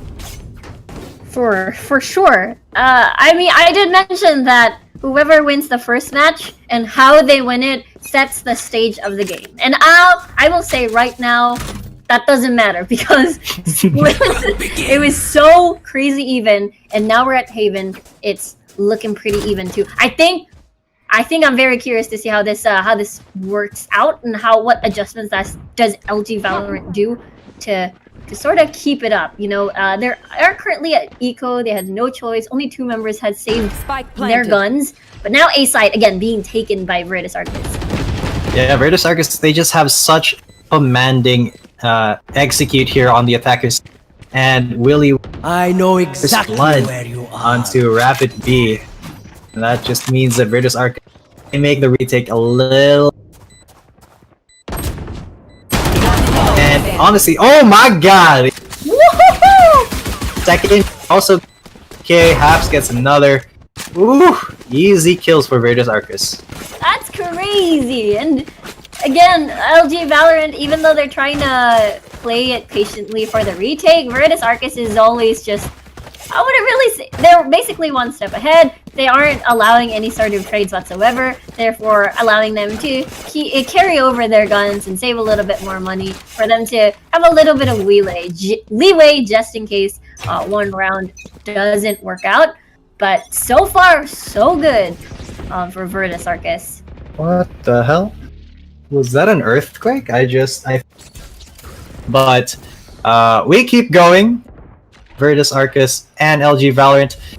They are 3-2 right now. You're dead. And as Virtus, they are aggressively executing here onto A. Looks like, yeah, the first kill will be going to LG Valorant. So Savvy AK has up into having the kill will go over to Bowser though, and they have taken the site, they have planted the spike as well, and now this is the defense. The wall has been thrown up, although there is orbital strike, it will not pay off, but Rapid B does get the kill. Oh, actually, Rapid B will get taken out by his own teammates, Rocket, and Bowser almost getting that. It was a 1v2 situation. He will go down. LG Valorant is able to at least take it 3-3, even out the score. And now it's looking pretty close. I think now I'm thinking, yes, LG Valorant kings of Vine. But now all of these things doesn't really matter, even though it was such a landslide victory of to the point that LG Valorant looked like they were gonna just run back home with this tournament without sweating at all. But yeah, Virtus Arcus giving them a big challenge. Speaking of landslides, if you guys did feel safe, if it's a little bit intense, remember to get out and stay safe, stay under your desk. If you do, get out of the house, away from we are watching Valorant right, but what's important is you guys' safety. So definitely keep yourself safe. Cover your head if it is really bad. But continuing on with this game, Philly will get a kill onto Oh no! Rosso with a kill. Another kill onto Yabba Dabba Doo, but Squally gets a double. He could take it all. He could clutch it out. It's a 1v2, but those two are a little bit low, and he does have his ult. He does know exactly where they are. He's going to get the kill. He's going for the clutch. He's going for the 4K. Last man standing. It's a 1v1. Omen versus Squally. He comes with the head. He misses his shots, but he does get it. That's a clutch for Squally. What a hell of a ride! And that ult was just so I know! Wait! He didn't make it! Oh, he did? Oh. He did not. He did not! He actually... Yeah, the spike actually... could get it. Yeah, the spike exploded. He didn't make it, even though that was such a beautiful clutch. Yeah, unfortunately, Virtus Arcus has taken control of the site. They bought a lot of time, and even though the clutch was there, I mean, it's still a good consolation prize. You at least take away again. May force Virtus Arcus to spend a little bit of money. Yeah, and Virtus Arcus, they did once again take the lead. A very, very back and forth game. Squammy, he knows that there are at least two people coming through A long, so Virtus calculate their attack strategy here. Maybe take a different route if they are going to go A, maybe go straight to C. Looks like the spike is on its way to... Yeah, super neck and neck. Savvy AK on the Phoenix this time around, as they swapped around a little bit on the duelist agents. Trying to peek a little bit. Again, no one really plays the op on the side of LG Valorant, even though we've seen like 3 games so far from them. Haps? Oh, Haps! He does get onto Rapid B, and he grabs it. He grabs the opportunity, gets another, pushes his way into site incredibly aggressively. Haps! And the last man standing, the classic once again from Haps, just using it as a mini. Virtus Arcus starting to build some momentum. And now we're seeing it. Now we're seeing why most of the teams, when you ask them, who are you excited to face, they're gonna say all the same thing. Virtus Arcus from VLSU. And it's now very apparent. At Bind, when we saw LG Valorant face against, again, the Green Archers, it didn't really... We thought that LG Valorant, again, could have taken the tournament 2-0. But now, it's looking pretty solid on attack. Yeah, this triple duelist setup is working very well for Virtus Arcus. Triggered. With their takes, it's hard for LG Valorant to... where you really need to be able to control the way that the opponent executes onto a site. And with just the explosive... LG Valorant is having a real predict and trying to respond to what Virtus Arcus is doing. Yeah, definitely. At least they've managed to get one kill at least, so this attack will be very awkward. Now they're trying to pursue B, but the position of LG is actually pretty decent, especially that they're going to see this through. Going up. Yep, definitely, but once the site has been... Oh no! You guys gotta go and get killed is what I was... by Yaba, although there is a trade on the side of a Savvy 8K. He is going to force his way. 30 seconds left. So that's going to be where the spike is planted. Although he knows exactly... That's the Rays knowing exactly where Grosso was. Bringing it to a 2v4. Not looking... And oh, will... Very, very... although he did have a bad time. Yeah, he tried to dodge the flash a little bit, but timing is key. A lot of them try to rush in, can't really do anything much. Good defense, good retake by LG Valorant. The fact that not a lot of people died on that one, and Virtus Arcus just fell like dominoes one by one. And it's been pretty neck and neck so far when it comes to Haven between these two teams. Yes, this should do. Yeah, most definitely. It's this is, you know, one of the harder to play on both attack and defense. But these two teams kind of neck and neck right now, giving each other a run. And honestly, it's very refreshing to watch, especially after, you know, still the incredibly one-sided bind match. Yeah, I think LG Valorant can't really replicate that anymore. Looking at the score, 4-5, Virtus Arcus on the lead. Now they're trying to try the same strategy on going for possibly B, but transition to A. And now the positioning for LG Valorant on defense is actually a little bit different. They can pursue, or rather, they can spot intel much. Speaking of getting frags, it's Virtus. Oh wow, that was a very close. Grosso's 2 HP there. He does not get kill up, although it's fine because it's Bowser who gets the kills. Bowser does go down though 30 seconds left. Vandal of Yaba, and it's now a mess in B. Virtus Arcus there in a pretty bad spot here, especially since he has to walk through that slow. Oh wow! Oh, actually, Grosso and Savvy K. Now they just have to contend with the is trying his. Oh, it's going to be a 1v1. This is it. Grosso versus Ige. Can he do it? He pulls out his classic jumps to the side. He does not get the shot, but he does have an up in his hands. Maybe the... Oh, how do you bait it out? How do you bait the shot? He's going around. He's going towards mid for a better position. I think Ige has an idea. You might have heard him a little bit, but he does shows... Oh! He knew exactly where Grosso was going to be.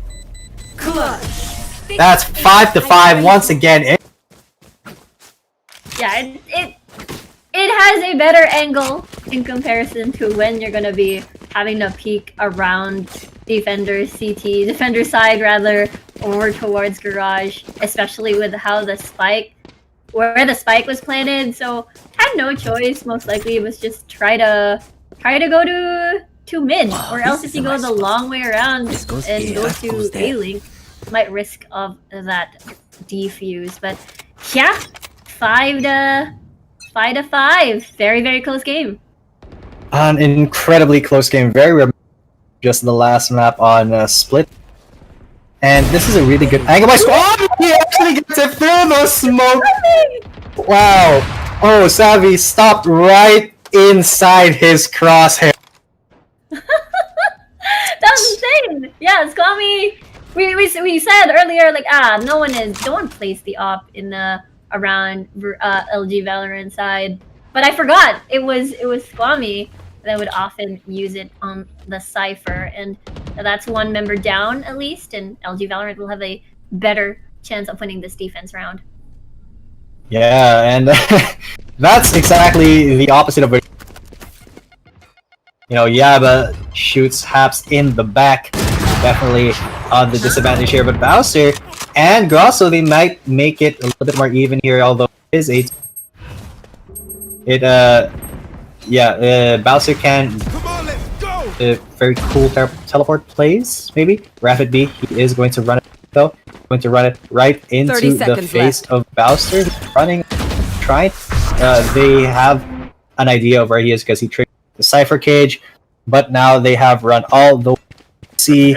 That's where the plant is going to go down. Now Virtus Argus, at least they have, you know, a better site to defend from in a 2v2 situation here. Yeah, even planning it at the open, so I guess the position, either you go from long, but I think it's different. Some of them are going to be in B, some even towards platform. And Oh, actually towards garage. Yeah, Rapid B, the last man standing, he sees where the spike is, he gets blinded, he's inside the smoke, he's... Alright, so inside garage is going to be threat, he's trying to fake side by. Last round in the half. He knew where it was because of the paranoia, but unfortunately Grosso was ready to rotate as far as he could and reposition too long, and therefore making it an awkward position. Actually a great position for Virtus Argus to defend that defuse. And now 5-6, I think it's been alternating wins on rounds so far, and I think it's similar to what we saw in Split. It ended before the switch on a 6-6. Makes me wonder if that's going to be the same case. Yeah, and if Virtus Argus can keep that momentum running, but the momentum is going to... Nice! Very 2k there, bringing the forces of Virtus Argus into question, but another 2 kills for Virtus Argus. Wow, they're definitely giving LG Valorant a run for their money.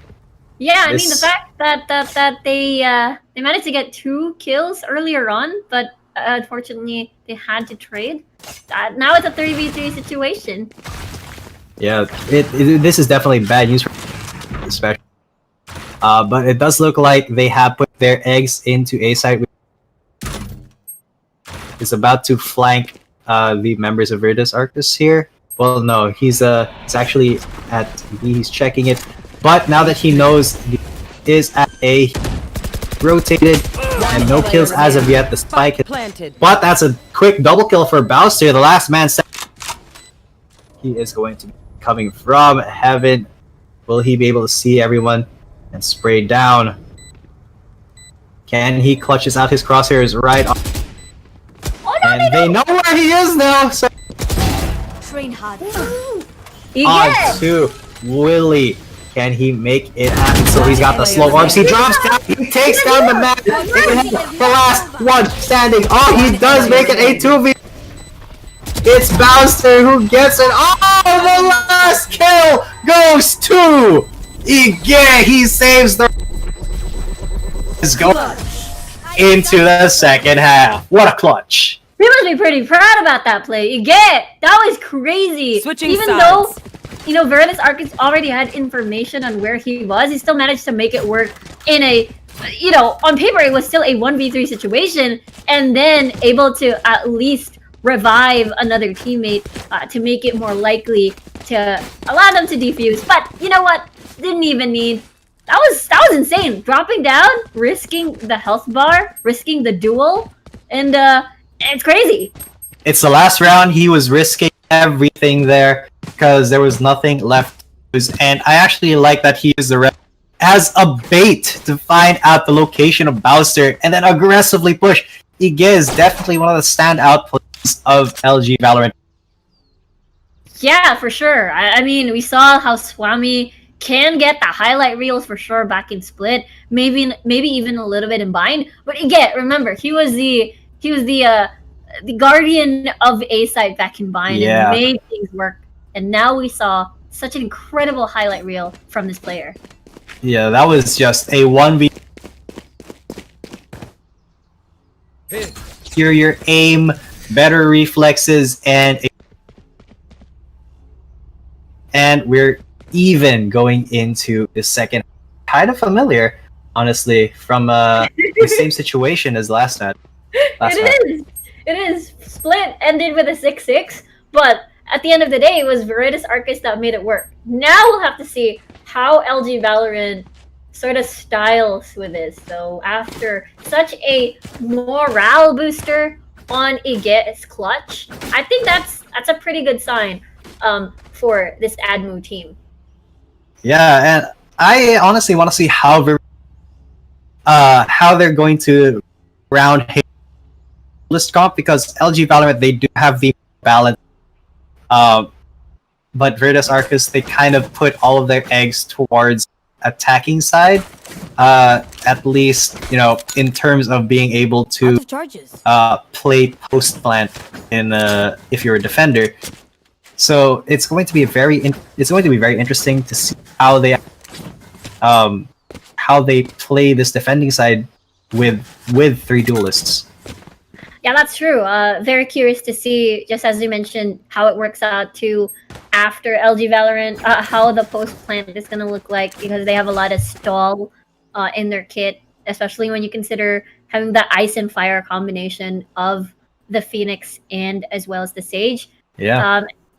And the orbital strike too, very, very handy when it comes to certain clutch defuse to buy some time and possibly eliminate the last player. So I think they have a lot of tools to deal with. It's just that I fear this Jet on defense might be a little bit scary and can use a lot of angles. Ooh. But the first kill already done. Yeah, and the second kill as well ahead. He gives Frenzy. Grosso aggressing in garage here. He will, I think, land 8 shots, but not enough to make count. That is going to be a plant, though. Very solid plant for. It's going to be for Veritas Arcus, but they're making it happen. They have traded. Willie will get another crouch from Savvy AK. Will kill, and now it's a 1v2 situation. The Brimstone, the last man standing, way there. There is no way, and it's Veritas Arcus very, very early on with a lead in pistol round. Yeah, so far they've been winning most of their pistol rounds in this series in particular. I think there's only one they haven't won, and I believe it was in Bind. And the first round of Bind. Yeah, the first round of Bind. And it really does set the tone and set that lead. Whoever will be able to easily reach that double digits faster in this game 32. This is crucial. Pressure is building. I mean, yes, they have already secured both of their slots to the regional tournament, but at the same time, school pride is on the line, and the prize is on the line too. Yes, 100%. Oh, through. That's just this is Haps taking off the head of. Oh, they're just gonna funnel in, and Bowser's going to get 3 kills for. Getting down, Grosso, the last kill with onto Ige. That's 2 rounds for Veritas Arcus, but I believe LG Valorant just speed run to get to the gun round.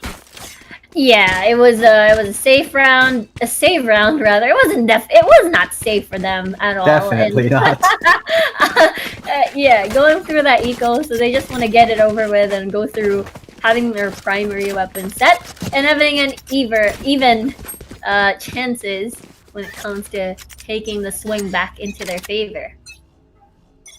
Yeah, and Virtus Arcus, they will be a little bit at a disadvantage because a couple of them are still stuck with Spectres, while LG Valorant are going to be able to full buy their Phantom, Vandal, whatever they want. Although I do this map in particular, the Vandal is a lot useful, but Haps, he will be the one with the opening kill, and the fire is going down B.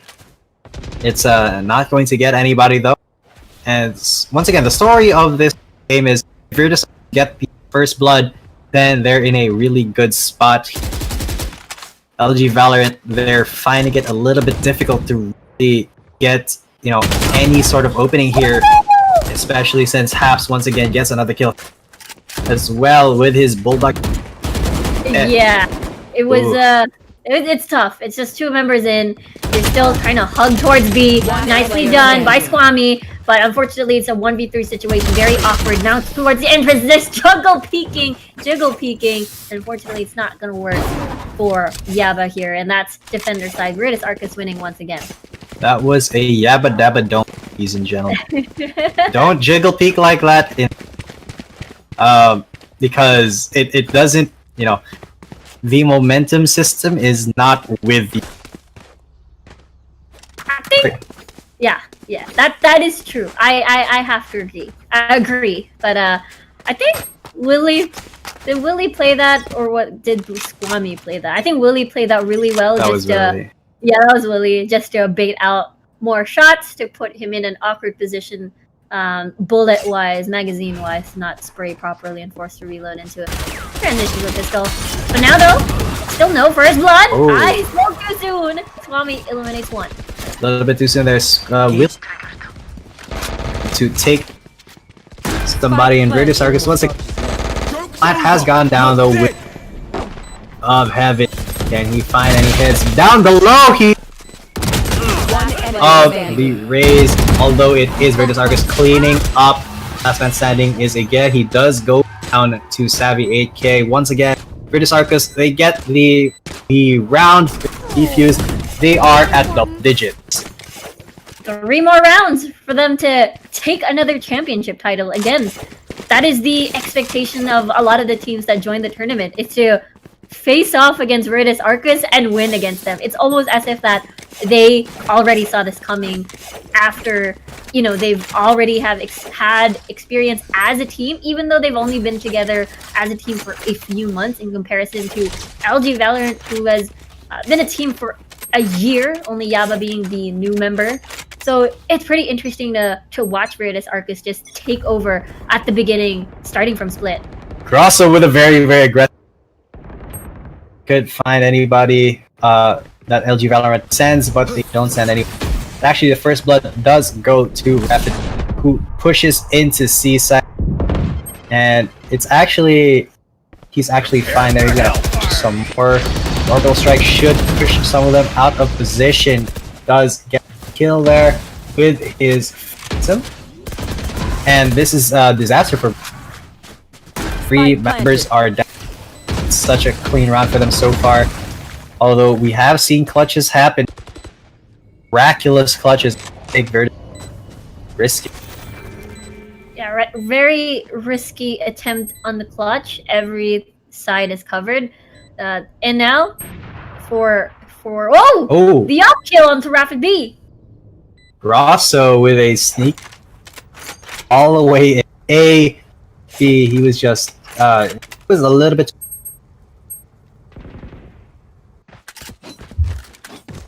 Man, LG Valorant, they're stalking around the map because they know that they're saving. So, you know, LG Valorant, they want a little bit of pressure onto the members of Virtus Arcus here. Oh no! Ah, that pressure is oh wow, Squammy actually. That was a little bit of an iffy spray pattern there, but at the end of it, let's go. Yeah, it's the Vandal. It happens. It happens. It happens. It often. Well, I wouldn't say it often, but it happens. But at the end of the day, that is still at least LG Valorant trying to climb their way into the double digits themselves, prevent more points from coming into Veritas Arcus's side, and just to slow the game a little bit more. Yeah, and honestly, this isn't a bad game for either team. LG Valorant, they can still. They found my wire. They found my wire. Have More the charges left. is it a Begins. Spike planted. but Master at Avenue and that is going to Stim beacon down. bat. And oh! Caps jumped right in half of that rocket. Grosso is going to get one piece, but he's the chase. He's raised here. He's spamming through the smoke. I think he's still in. He's Great made job. his way. Yeah, he's made his statement there as Grosso again. Well, that's not Savvy 8K this time around on the blessed or cursed op on the jet. Still pretty fine, but LG Valorant still looming over towards the score of Veritas Arcus. And, you know, we might actually see the long-awaited overtime, because with the way that it was working at the beginning of the match, where it was alternating wins, I don't see why not that will be a more of a possibility for map 3. Most definitely, because wouldn't that just be like the most poetic thing? We have a 1-1 score in a best of 3 with Admu and DLSU, and we go overtime. That we've never seen. Yeah, it's definitely a legendary matchup. Now though, LG Valorant deciding to pull their resources over at mid towards B. Let's see what happens. They haven't actually done this before, so this might catch Veritas Arcus by surprise. They haven't found any missile, but Spike planted. gone down to Cypher Cage, and LG Valorant is in of this site as well, walling it off. But it does look like the kills are I know just Arcus exactly where you are. is now a poor situation. Bommy Camera.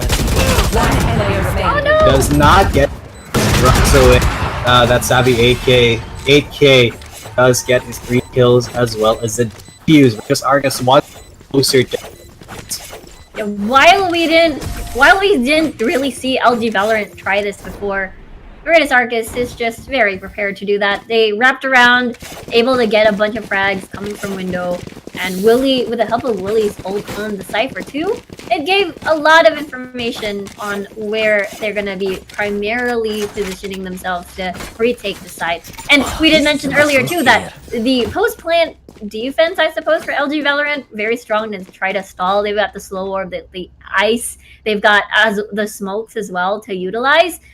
And still, Veritas Arcus played around that very well. Stim beacon here. Yeah, LG Valorant though, I do think that they have to attack because it's pretty much the only way. Oh, that happened. Oh wow! It's Savvy 8K who gets a couple kills, gets another one. That's kills. He may actually just did have run it back as well. Where the last 2 members of LG coming from, the spike has been dropped at mid B. It's not looking good coming to this round. Dane. Uh-oh. Yeah, 2v5 situation, definitely not GMV, and there's a res coming in. They're going on towards window. Nicely done headshot coming from Ige. And now he sees one, but it won't be enough. Match point towards Veritas Arcus. Willie and Grosso just so coordinated their work when they clicked heads of LG Valorant's agents. My god, now Veritas Arcus at match point. This could be the DLSU coming through. I need this. It could be. They're so close. It's just right there. They need to get one more win. It doesn't seem like nothing's stopping them because they're all complete with their guns. Except that I guess LG Valorant 2 has a lot of guns on their side too. Yep, LG Valorant definitely are not off to a good foot here, because that was just a very also, and that is you gotta have to feel bad for LG Valorant. That's gotta play hell on your already 15 seconds into the round, and you have to defend sites at the same. You have to attack at one side. Sorry, I kind of got him. They are in such a strong position now. Even if LG Valorant was to commit onto one site, if they were to do that without the proper information, they would just get instantly wrecked by Virtus Arcus. Exactly. The numbers advantage is definitely going to help them. Squammy spots out Savvy AK on towards Garage. I think they're going to try to pull back. Maybe decide to go pursue C. But 30 seconds left. What we're seeing right now, we saw Squammy decide to go around. Oh, we'll see Willie. From the back. Come on, let's go! Get out of my way! And I know Rapid exactly B's running it back. where you are. It killed it. Now at least the three. They are kind of running out of 10 time. They seconds left. planted. Spike planted. Too slow about to leave. Get the player plant remaining. up. And a 1v3 once again. It's going to be the last kill for Rosso. Virtus Arcus are your CVCI Qualifier champions. Win. What a series for such a legendary matchup. Admu versus DLSU, and the, again, long-awaited or the most looked forward to team that the rest of the teams that participated in the CVCI won the championship. Congratulations to Virtus Arcus. Definitely a big congrats to. That was a well-fought series, a reverse sweep, and I couldn't have asked for a better match. Grand finals. That was a story, some real poetic justice right there, and it was all here, all live at the CVCI Philippine Qualifier 20, presented by or powered by Clara Ole and Codashop. And that's $300 to Virtus Arc, to LG Valorant, and of course, both of them will be representing the Philippines in the CVCI.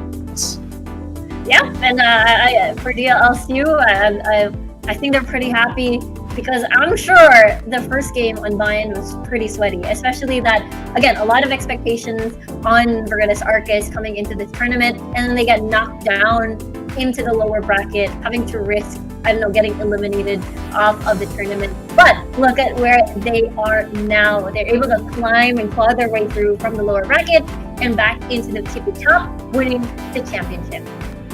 Yeah, and honestly, for a team that's barely been a team, they've only been. That was a huge. That was just some insane control that they showed on and Haven, and honestly, if they're the presenting that it's them, I am very in our showing the CVCI rules, which is going to be $1,000.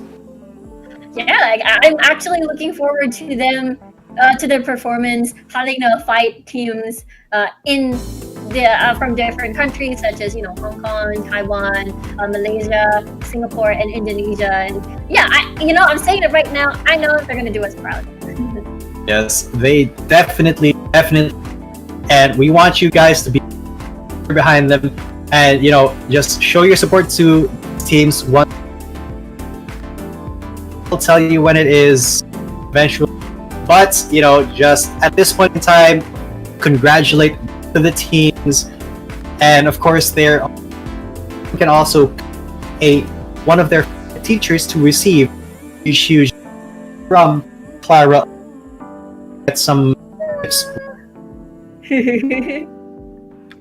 And of course, if you guys want to get something from the stream to get some Valorant points, shop are pretty much the primary way to load Valorant in. Yes, sorry. And of course, speaking of Codashop, we still have yet to announce the winners of the 15 people that watched, reacted, and liked the stream. Whoever has won those Valorant points, again, courtesy of Codashop. Yeah, and of course, this all would be possible without both Clara Olay and Codashop, and I'm pretty sure that my energy during casting wouldn't have been possible without these chips and the salsa dip, because I haven't had dinner yet, but this dip kind of keeps me alive right now. Yeah, which is kind of nice. It is. Jalapeno. I kept saying that at the first day, and I want to make sure people know that jalapeno is my favorite from the Dip It Good series of Clara Olay. Yeah, and this I believe we are going to the champions, Viridius Marcus. Well done. Again, what a statement. And again, college pride for DLSU. And I just wanna point out the versatility when it comes to the agent pool. The three duelists just swapped places. I know. I was so confused. So confused. It was very interesting to see. So props to them flexing their versatility, I suppose, and really showing their dominance when it came to, especially at the last map, which was Haven. Yeah, definitely. Team. And my God, they deserve this win. Kind of a dark horse coming. Body best. So props to them.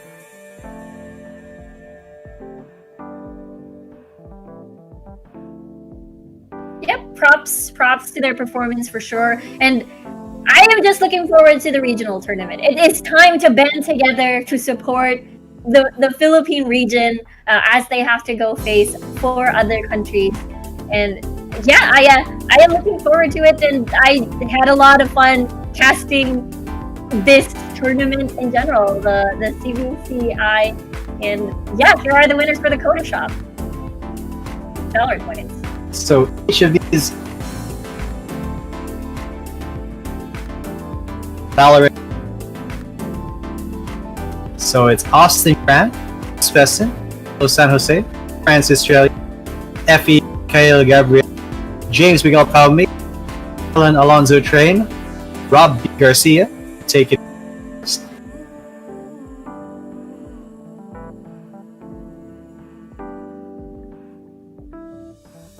Thomas Siat, Kyle Alpha Castillo,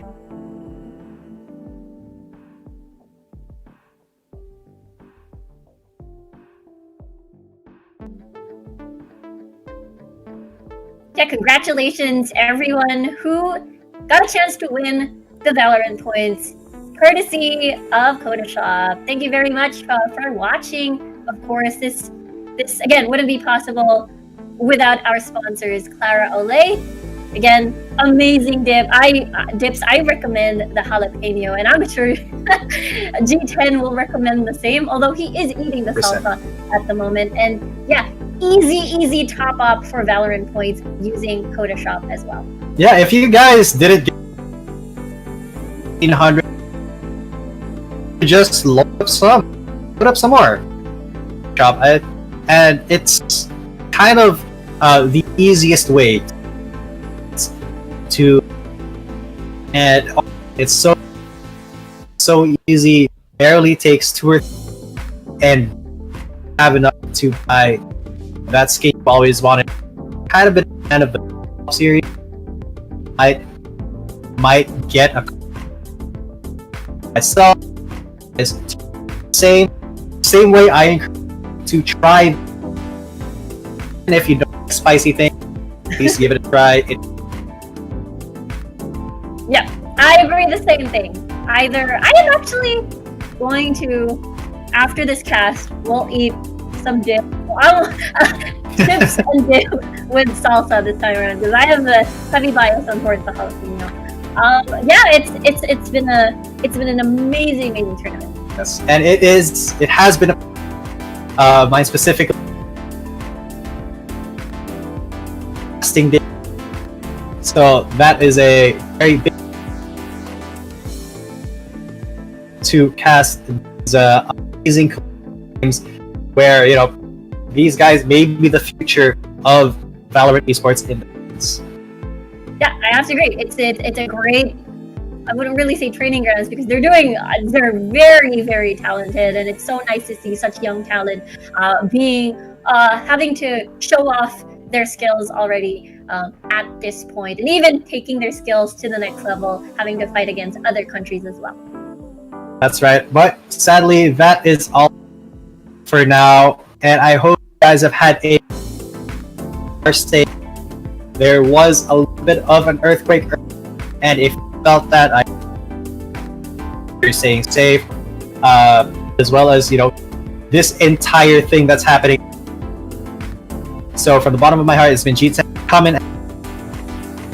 And this has been Riku, and very honored to be a part of this. And we will see you next time. And thanks for watching.